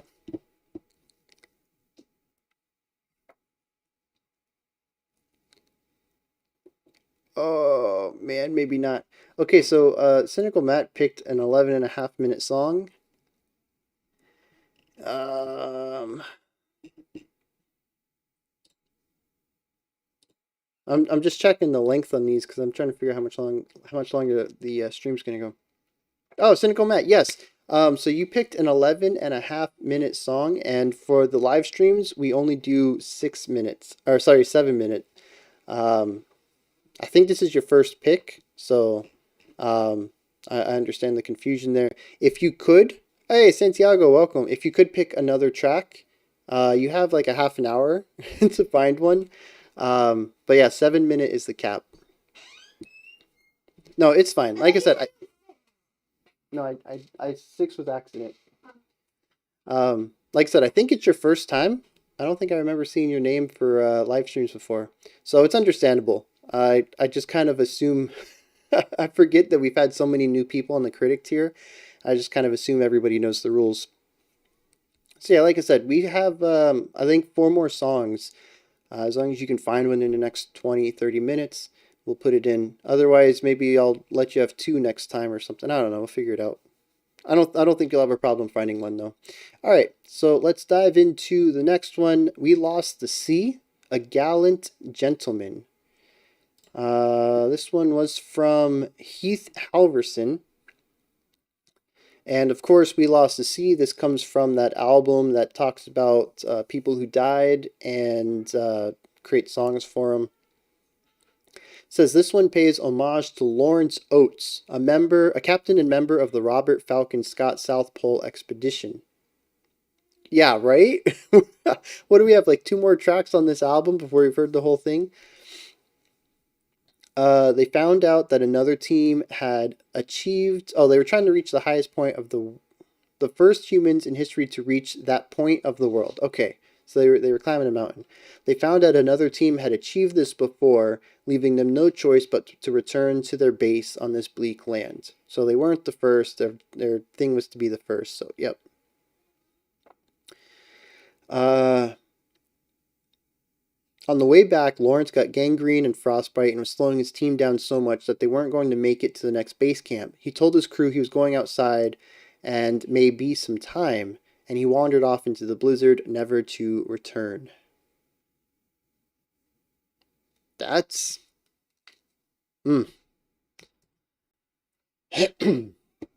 Alright. I did the wrong thing there. There we go. Alright, so we got some post-rock about a dude who went into the blizzard to save his team.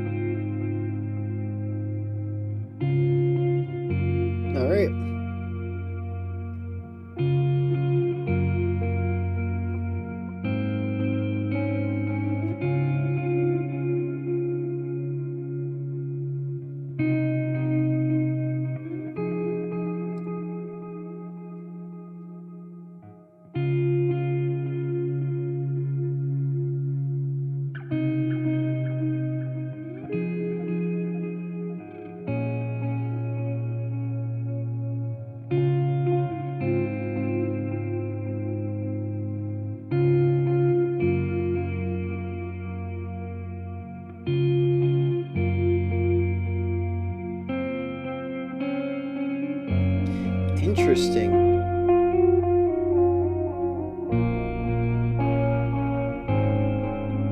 So we started out with the downbeat being the beginning of the phrases, and slowly we've been adding these pickup notes.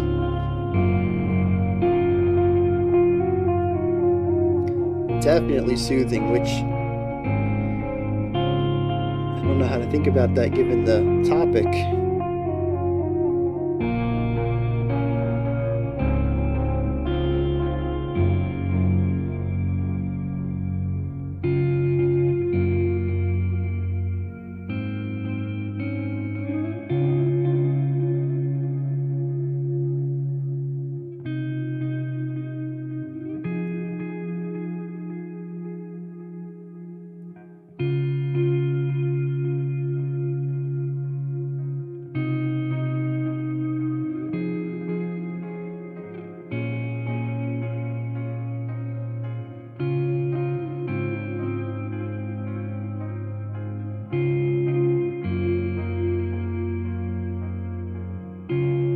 I can hear the pensive angle, but I'm right there with Santiago, where to me it's very warm and soothing, which is interesting given what it's describing.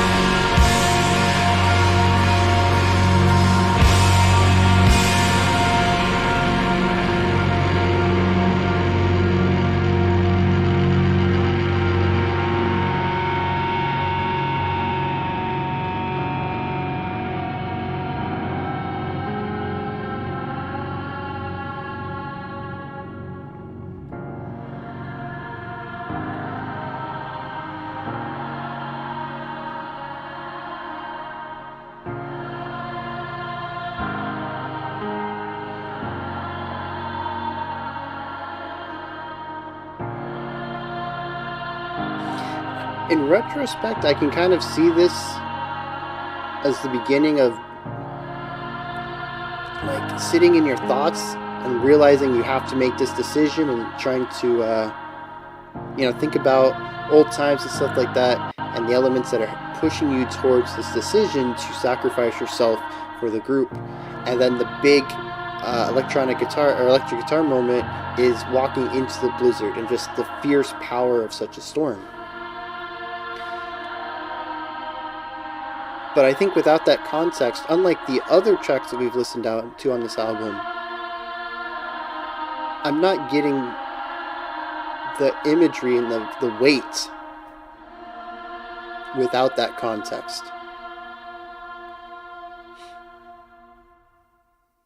If I didn't know that this came off of the Departure Songs album, I don't know that I would have pieced that together.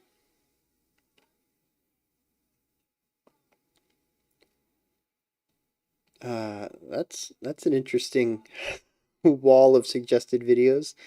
But yeah, it seems a bit too bright and optimistic for the harrowing situation that the dude was put in.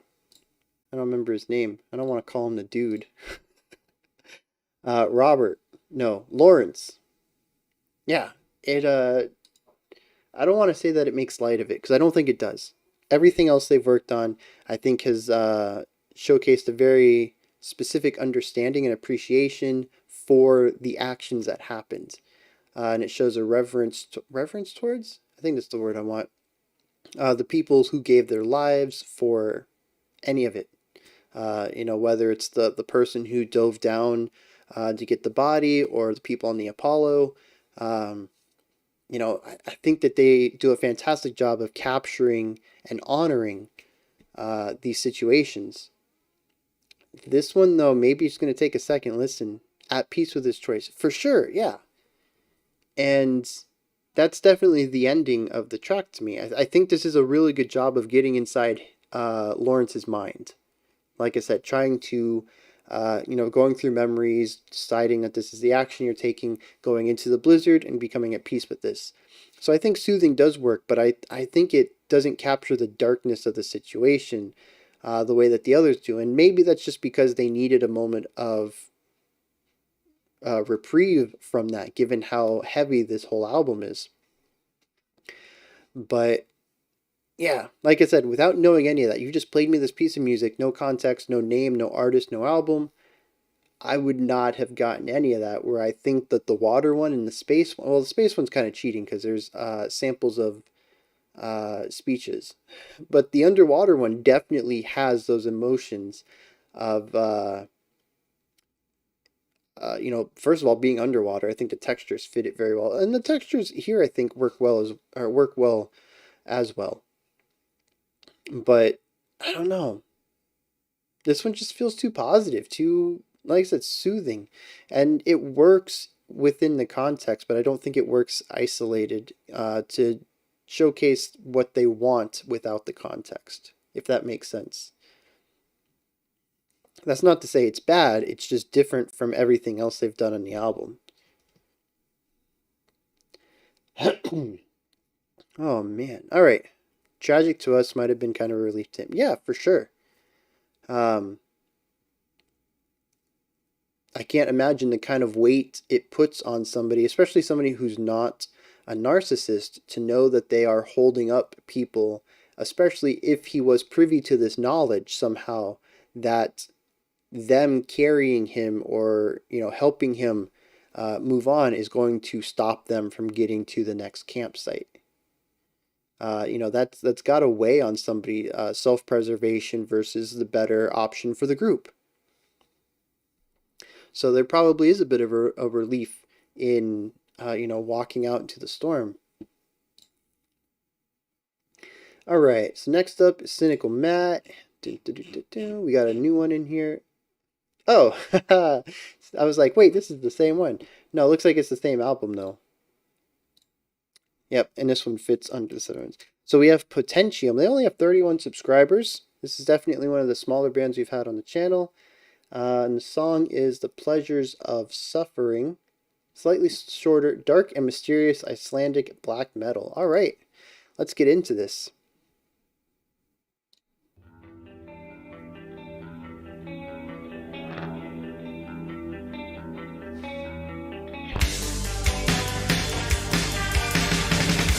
Okay.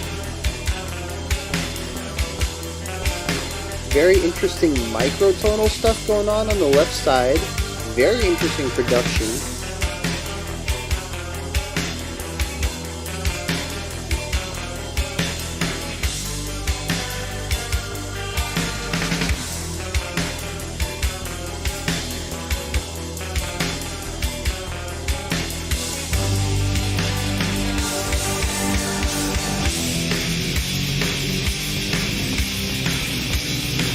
And I know the song here.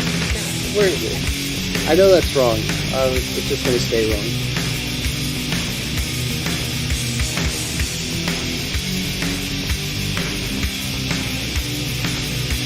The bass isn't super present, but it has this interesting clunkiness to it.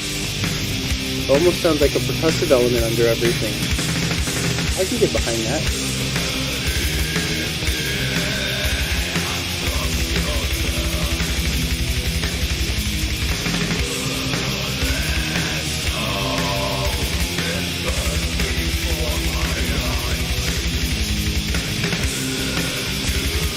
Now we're blackening.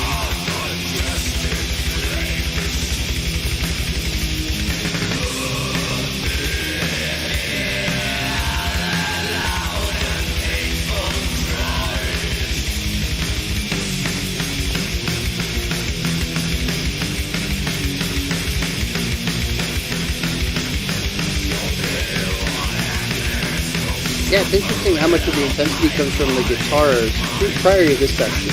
This section is definitely driven by the drums.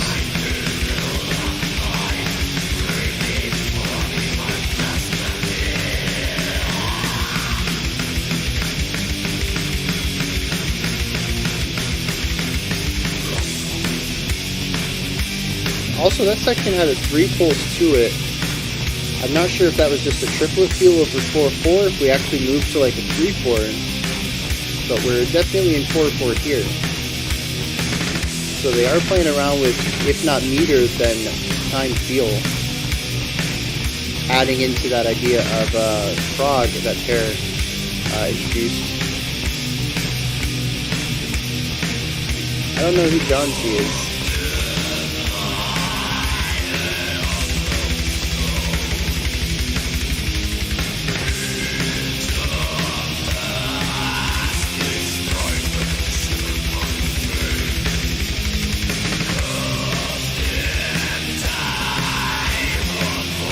Oh, interesting.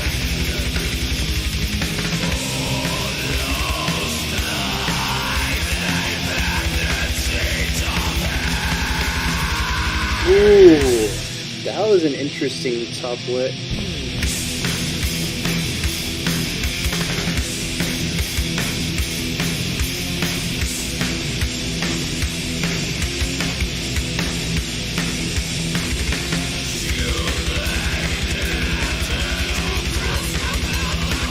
Yeah.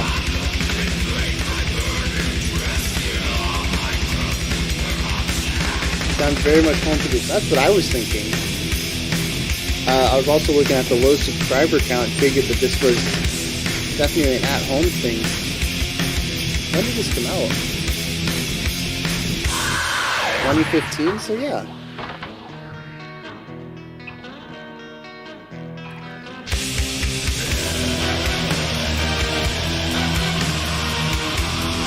I missed that snare fill idea though. Oh, 99. Okay.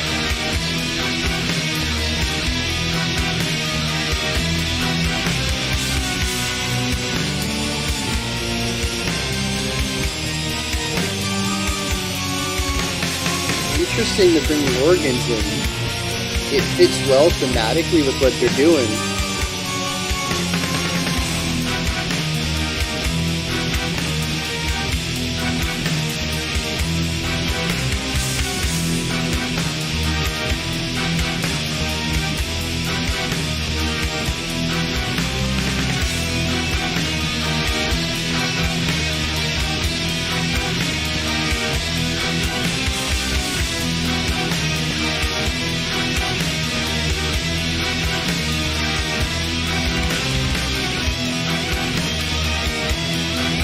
got some harmonies now in the guitars. Very interesting texture, the timbre in the guitars.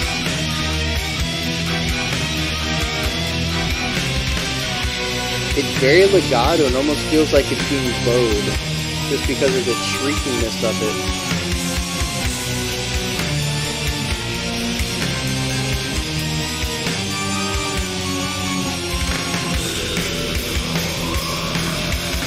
What is it with black metal and harsh transitions?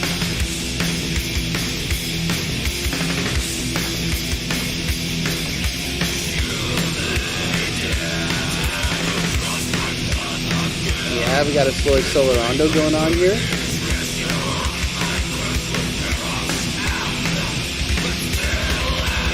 Maybe not. I don't know what I heard.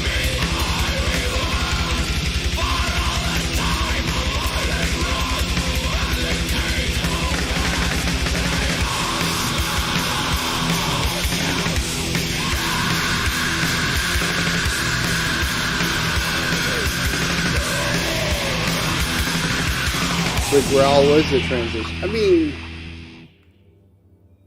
yeah. Much like how the drums kept everything feeling coherent in that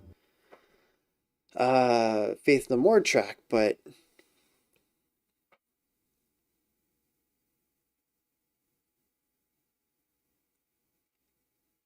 I don't know, man. I'm not. The growl was certainly an element that helped with the transition, but it still felt extremely jarring. That was probably my favorite track from the stream so far. Interesting. Interesting. And that's not the first black metal song we had today either. Yeah, like, I totally get it. It's part of the style. You know, it is, black metal, at least to me, is just a harshness on every level. Oh, it was a joke. Oh, man. Indie metal is like a musical sketchbook. You write a riff and show your bandmates and push them together to an acceptable length. I mean, I can't disagree with that. But yeah, like, black metal as an aesthetic of harshness, I think, is a really great way to describe it. The music is harsh, the transition is harsh, the vocals harsh, the production is harsh. Like, it's just one harshness. It's an entire song of harshing one's mellow. But yeah, it sounds like Potentiam got a few fans today, which is awesome. It's one of the things I like about this. We get some more fringe stuff on the channel that wouldn't necessarily make it towards one of the regular ones. Alright, the Armed. We're getting into the three that I'm most excited for. Really interested in what's going to be going on. Do I know the Armed? Does anybody remember if we listened to the Armed previously? Maybe it showed up in the Discord. I don't remember. See, I wasn't too set on the intro, but they definitely had me in the middle section. Once they brought in the organs and started getting a bit proggy, theatric, I was like, okay, where are we going with this? They kind of didn't really go anywhere with it. But I suppose that's fine. Not sure if we've done Armed. Yeah, I don't remember. I remember there was a band that we checked out in the Discord, I think. We were talking about them, that they were a group that recorded music and hired musicians, or performers technically, to do all their live shows. And I think it was the Armed. And I was like, oh, I found this video of them playing. It was really cool. And they're like, yeah, it's probably not even them playing. I was like, what in the world? But yeah, I think that was the Arms. Anyways, let's get into this. Let's see what's going on. This is the Armed Fortune's Daughter. Okay.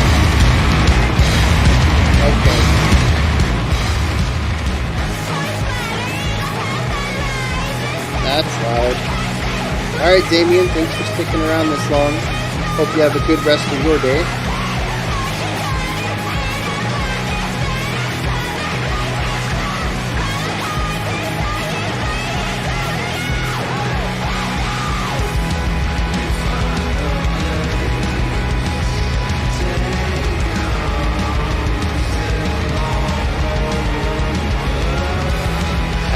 to that band though. They sound very similar.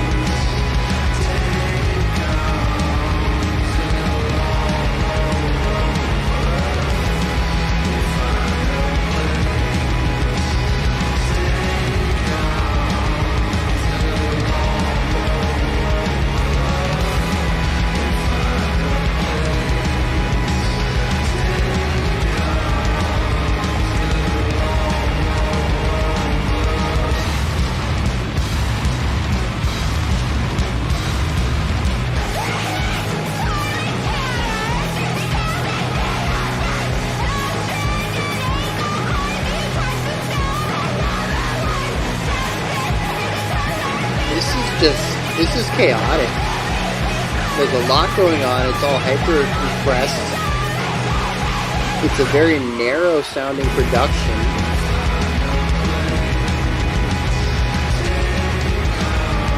It's just like this ball of distortion that music is trying to come out of.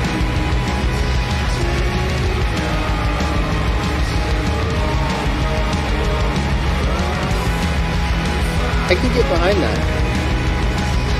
I don't know if I'd say it's what ties it all together, but it is the highlight for me. And I don't know if it's just her vocals or also the music that goes with it.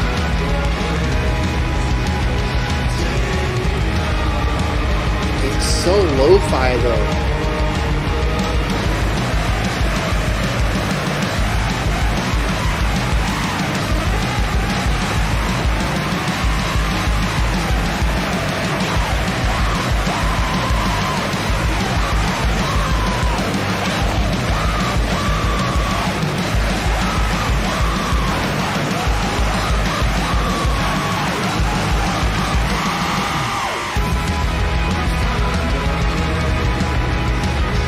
Okay.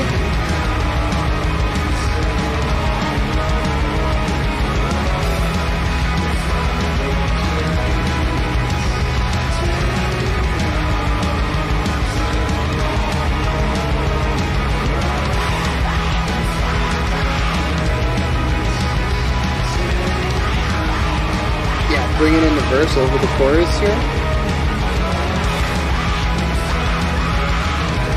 Or under the chorus?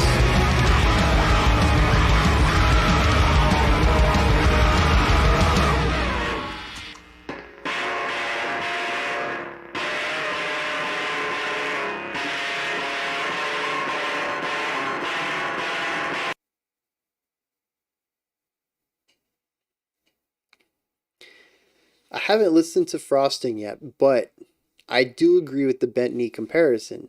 I think they're both working within noisy, chaotic elements, combining melody and chaos, harmony and distortion.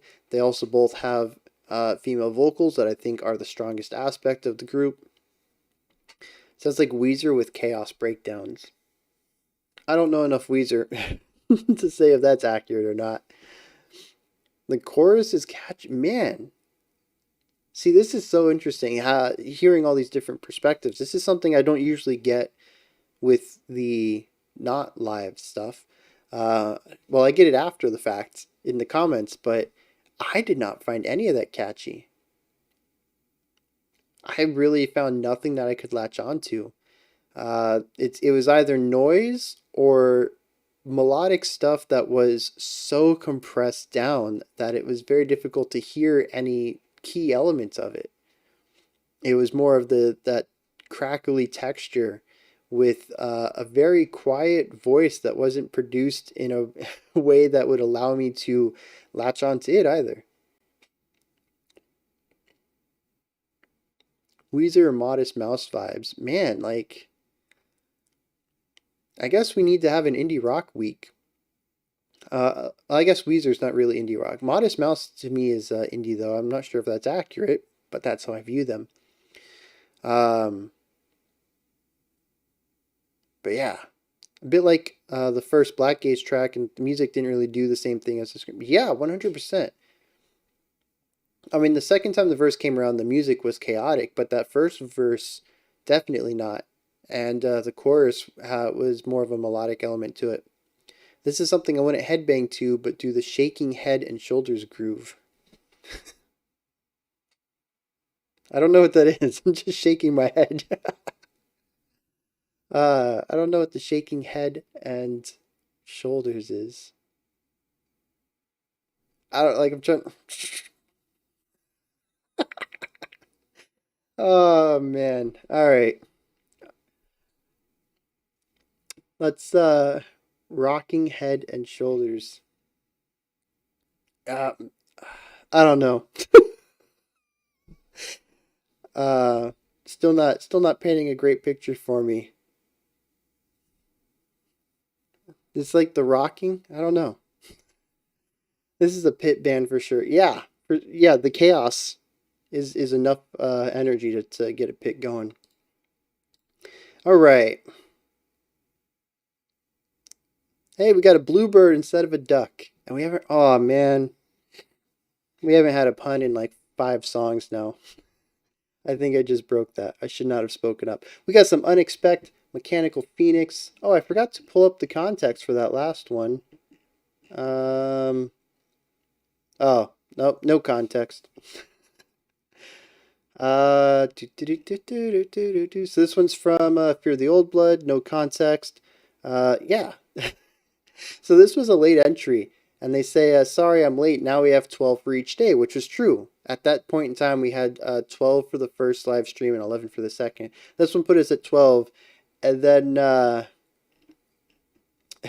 then Stringhead came in a little bit later and pushed it to 13.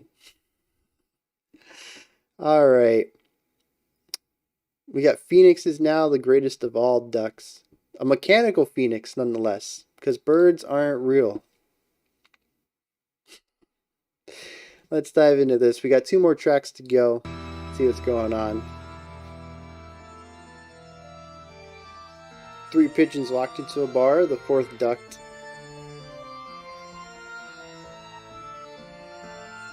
No worries. No worries at all. It was just funny that there was this overjoy at the cemetery.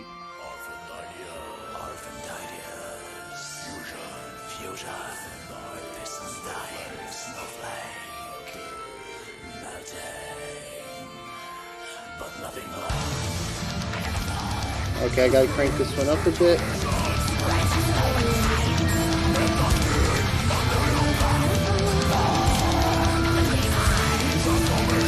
Yeah, yeah, you're right. Good.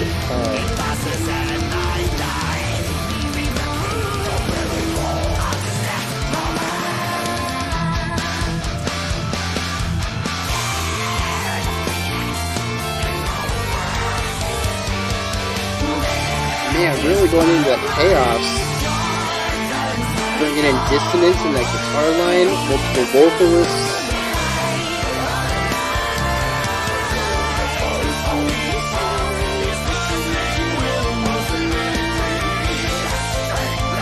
And then the clean male vocals in the back that are harmonized.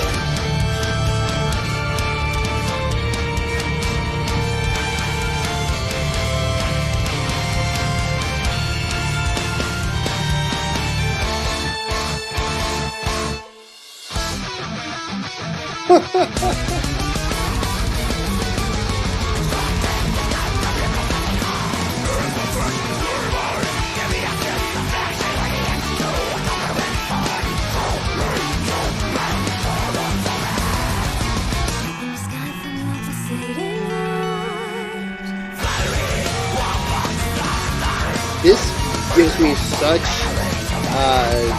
Between the Bear to Me vibes.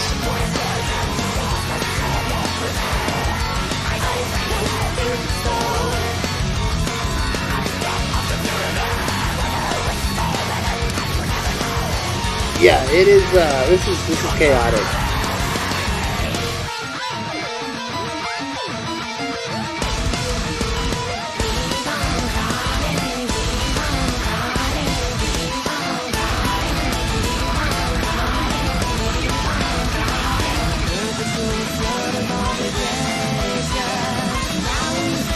Interesting.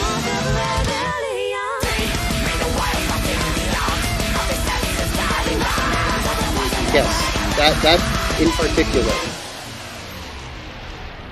Or maybe I'm also thinking of, no, definitely Between the Bear and Me.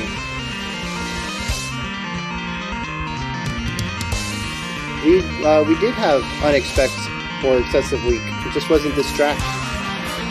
I'm pretty sure all their tracks are just excessive at this point.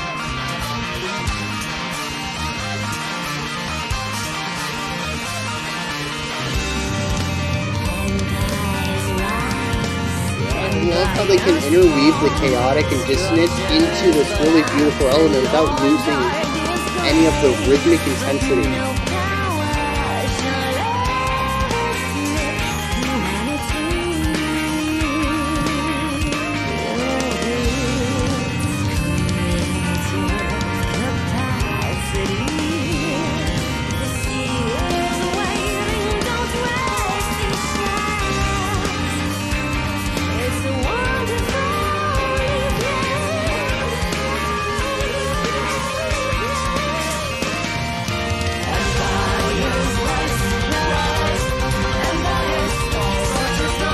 Right about that bass. It has a really nice warm tone, or round tone to it, and it has a nice presence.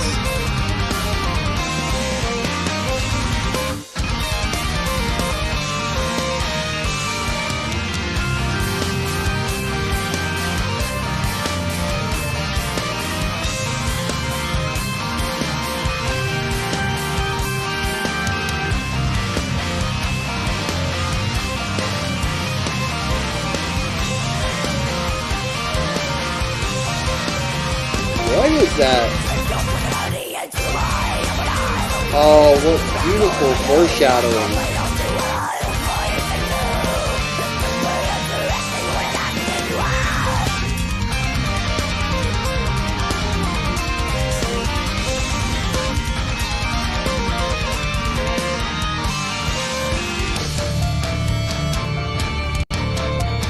I think I'm past that part. There's a 15-second delay, I think.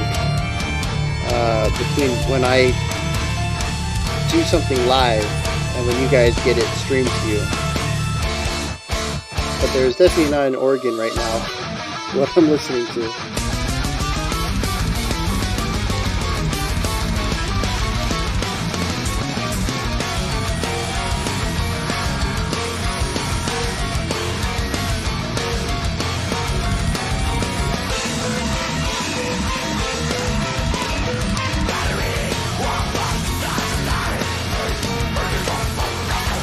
Into a 6. This is not the first time we've been in 6 either.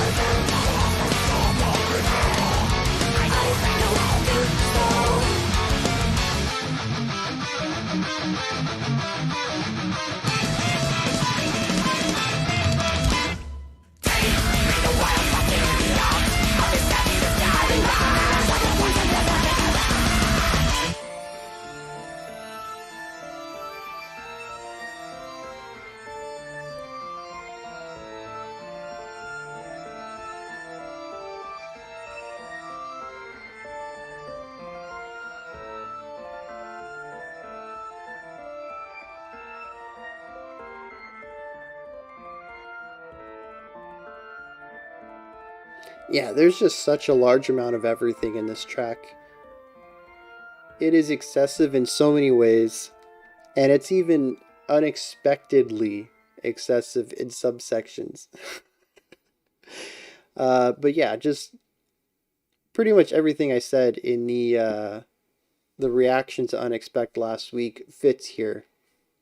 Everything's done to such a level of precision and compositionship while still retaining so much chaos. It is controlled chaos in the most literal meaning of that phrase. And I love how they can, like I mentioned, switch between that dissonant chaos and then the melodic consonant section, and still retain a lot of what's key, what's the DNA of the band.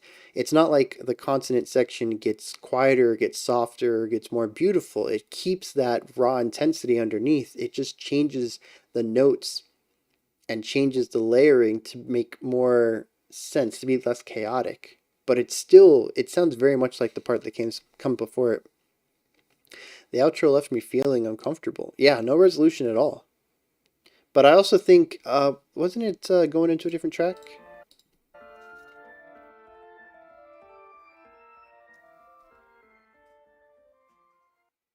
Oh, no, I don't know why I thought it went into a different track.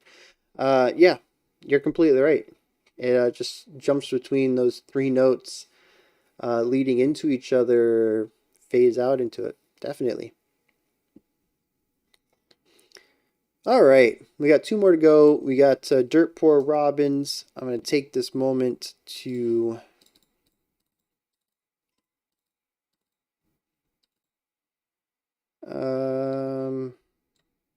this... Yep, that's the one. All right, what do we got here? Fall of Troy Roundhouse. Hey, hey, hey, hey, hey, hey, hey. All right, YouTube.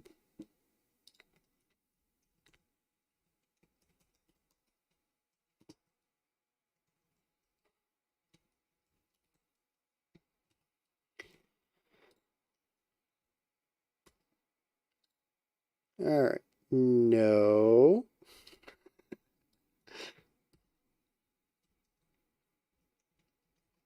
And this is why I typically don't do this live. There we go. And then if I get rid of that one, because we don't need it. All right, so we got Dirt Poor Robins, and we're going to check out that Fall of Troy. All right, we got any context on this one? Nope, just that it was tough deciding it. All right, let's see what's going on. I remember Dirt Poor Robins being kind of folky, indie rock kind of thing. Multiple vocalists, I think. That was loud.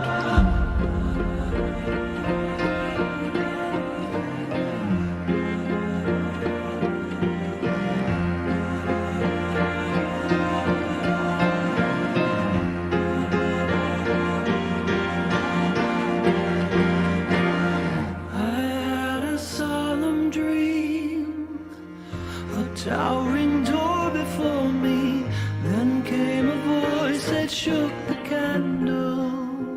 Very prog. It was my mother's scream. I tried to breach the threshold, but I was too small to reach the handle.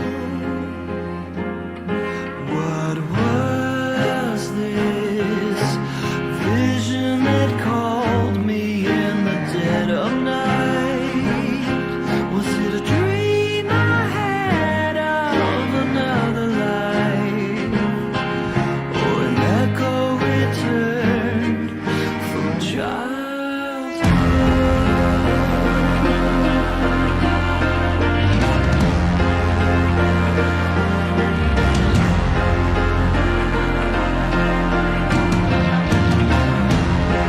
Very theatric.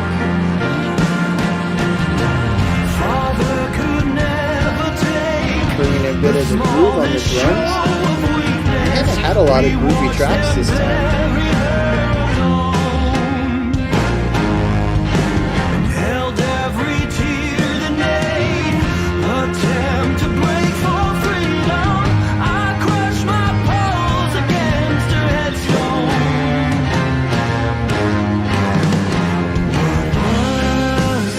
Yeah, for sure.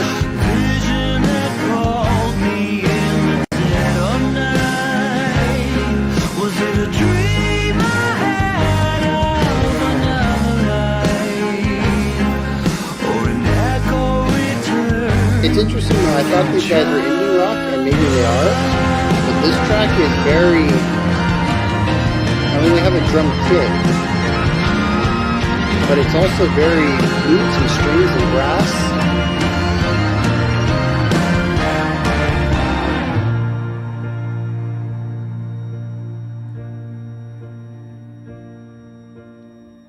I hold my breath for what is this?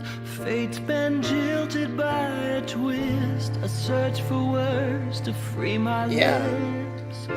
No metaphor will fit this matchless beauty.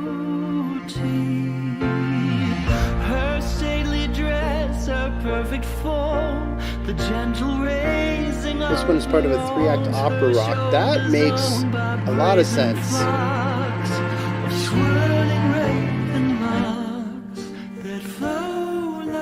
Definitely a bit of Queen.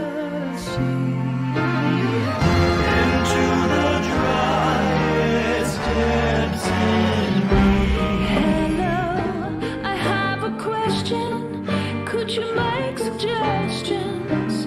Is there anybody? I hear my mind tell me disappear. I've traveled far, I have no time. This is my only chance to find such drifts of yesteryear. When will I overcome this fear? I came inside, it wasn't loud. Is there no keeper? Oh man, that guitar on the left too.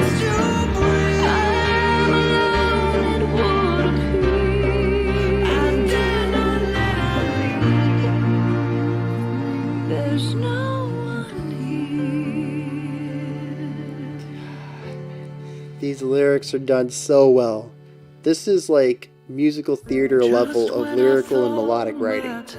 This is phenomenal. Love showed charity and last, but now she's heading for the door, and I couldn't speak before.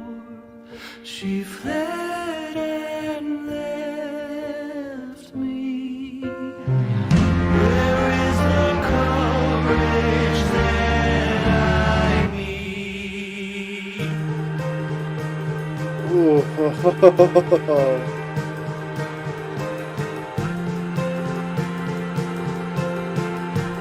Yeah, we got that tuplet idea going on. We're still in 4/4.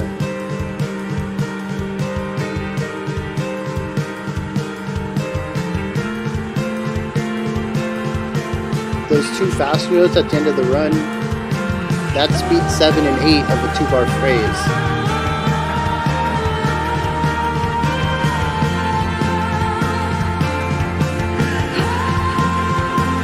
Yeah, we're still in 4/4.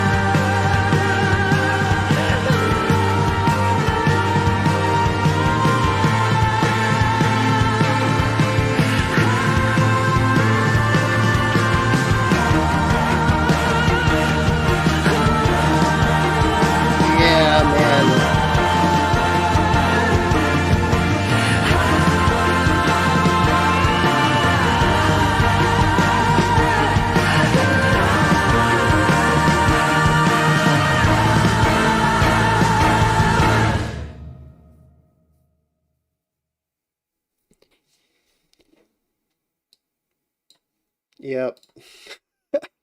That's Behold the Grave. Is that's what we checked out last time, right? The Raven Locks Part 1. This said the Raven Locks Part 1 too, didn't it?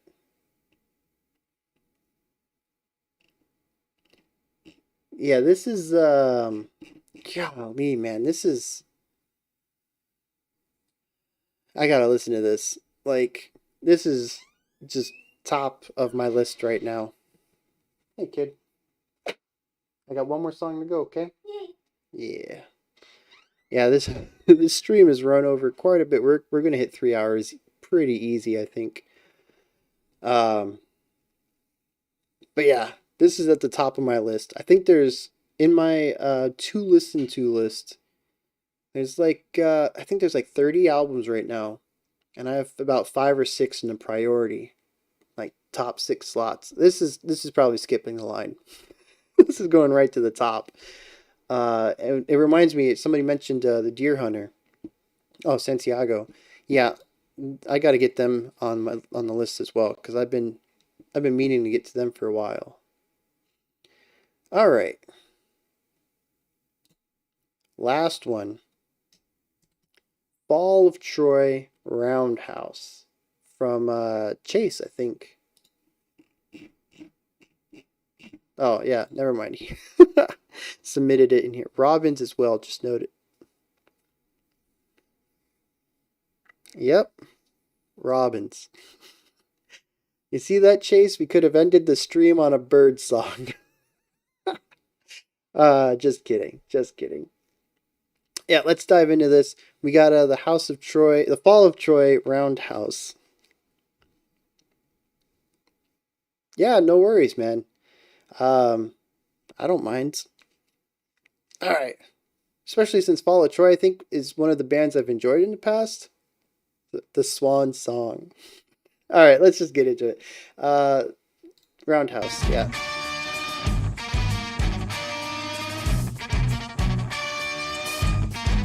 Why am I getting Brass Monkey ideas here at the beginning?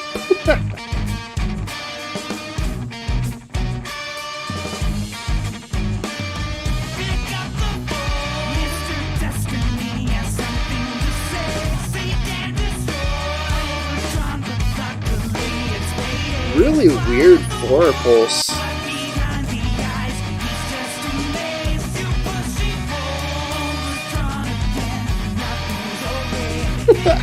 Just continuing inside the bird theme then.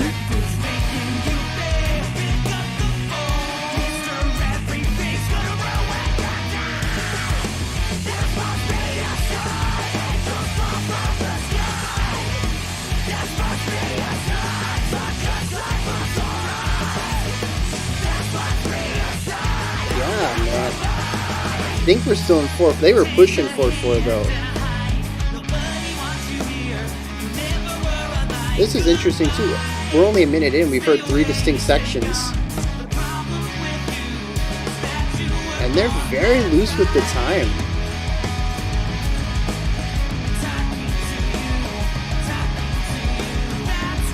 I don't know what instrument that is doing that triplet on the right hand, but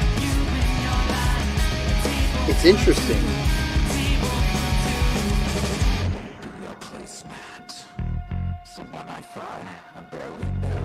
Drawn into it, they drain the veins, the snap into. I almost hate it, and then I revel in its touch. Is this heaven, or is it just another crime? Is this heaven, or are we burning down the cross? Is this heaven, or is it just? I didn't want to comment too much on the mix because the last song was very full, and I thought maybe I was just recency bias and all that. I'm glad I'm not the only one though. It's an interesting choice.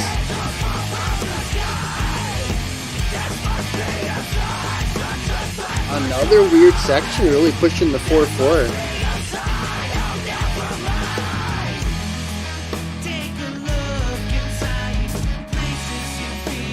And this is bringing in that triplet feel from that interesting percussive instrument previously. Nice little callback to that.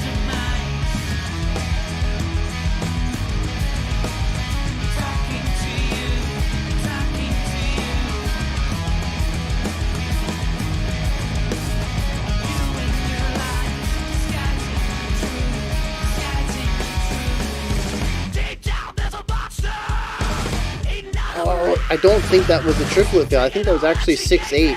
Because we've kept the same beat, but we've shifted to a 4-pulse now. So either we had a massive tempo shift, or we did a time signature change.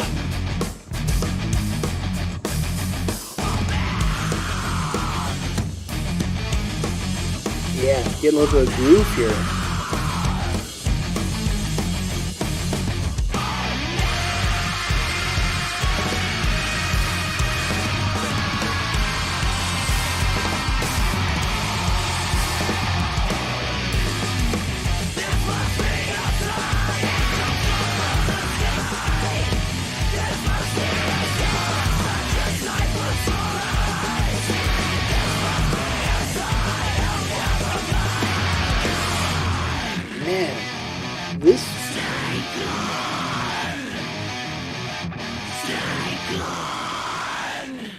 That was gnarly. I didn't notice it until they started pulling instruments out, but having that real guttural, it's not just a growl, it almost sounds like spit gargling underneath that higher pitched compressed one. Really interesting combination.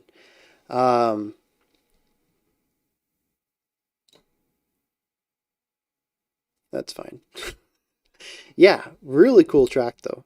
The mix, like I said, I'm not sure if it feels so narrow because we just came off of a track with an extremely wide mix, or if that is, what they specifically aimed for. But it did feel quite a bit smaller and more distant. Um, but again, like I said, we just came off of a very large track, so it could just be the contrast between the two that are making it feel more distant or more uh, narrower.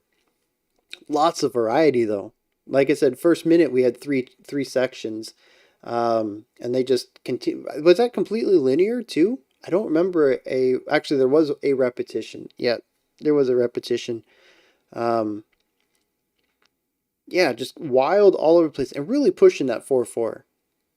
Like I said, there was only one section I think they really went into a 6/8, but it could have been played as a 4/4 with a tempo shift instead.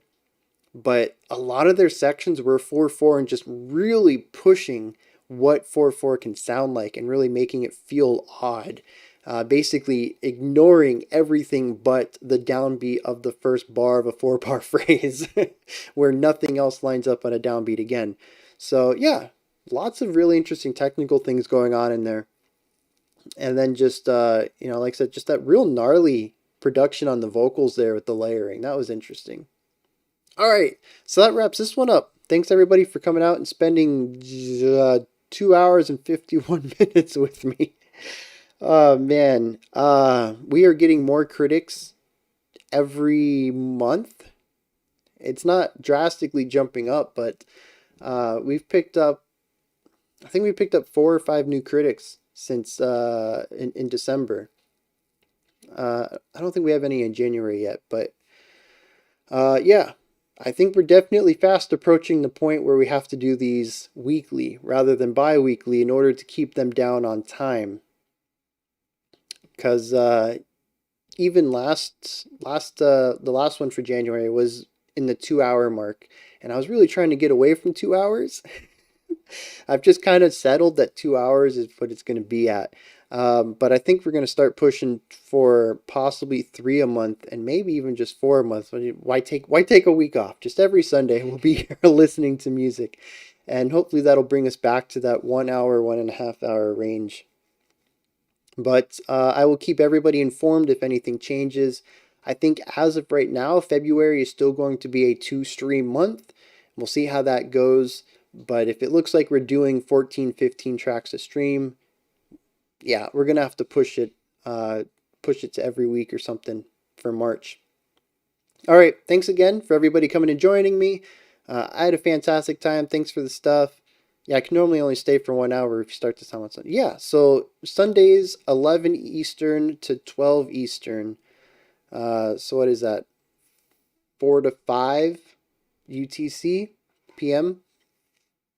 I think that's doable. And 1 hour I think works well. I don't mind listening to 3 hours of music, but it is, I'm not going to lie, it gets a little fatiguing in the last half hour or so. I'm really trying to still be attentive to the music. Also, I have a child who needs attention. So, all right. Thanks again for everybody coming out. Enjoy the rest of your days, afternoons, evenings. I suppose some of you might actually still be in the mornings, West Coasters in the U.S. All right. Thanks again for coming out, and see you guys tomorrow for covers.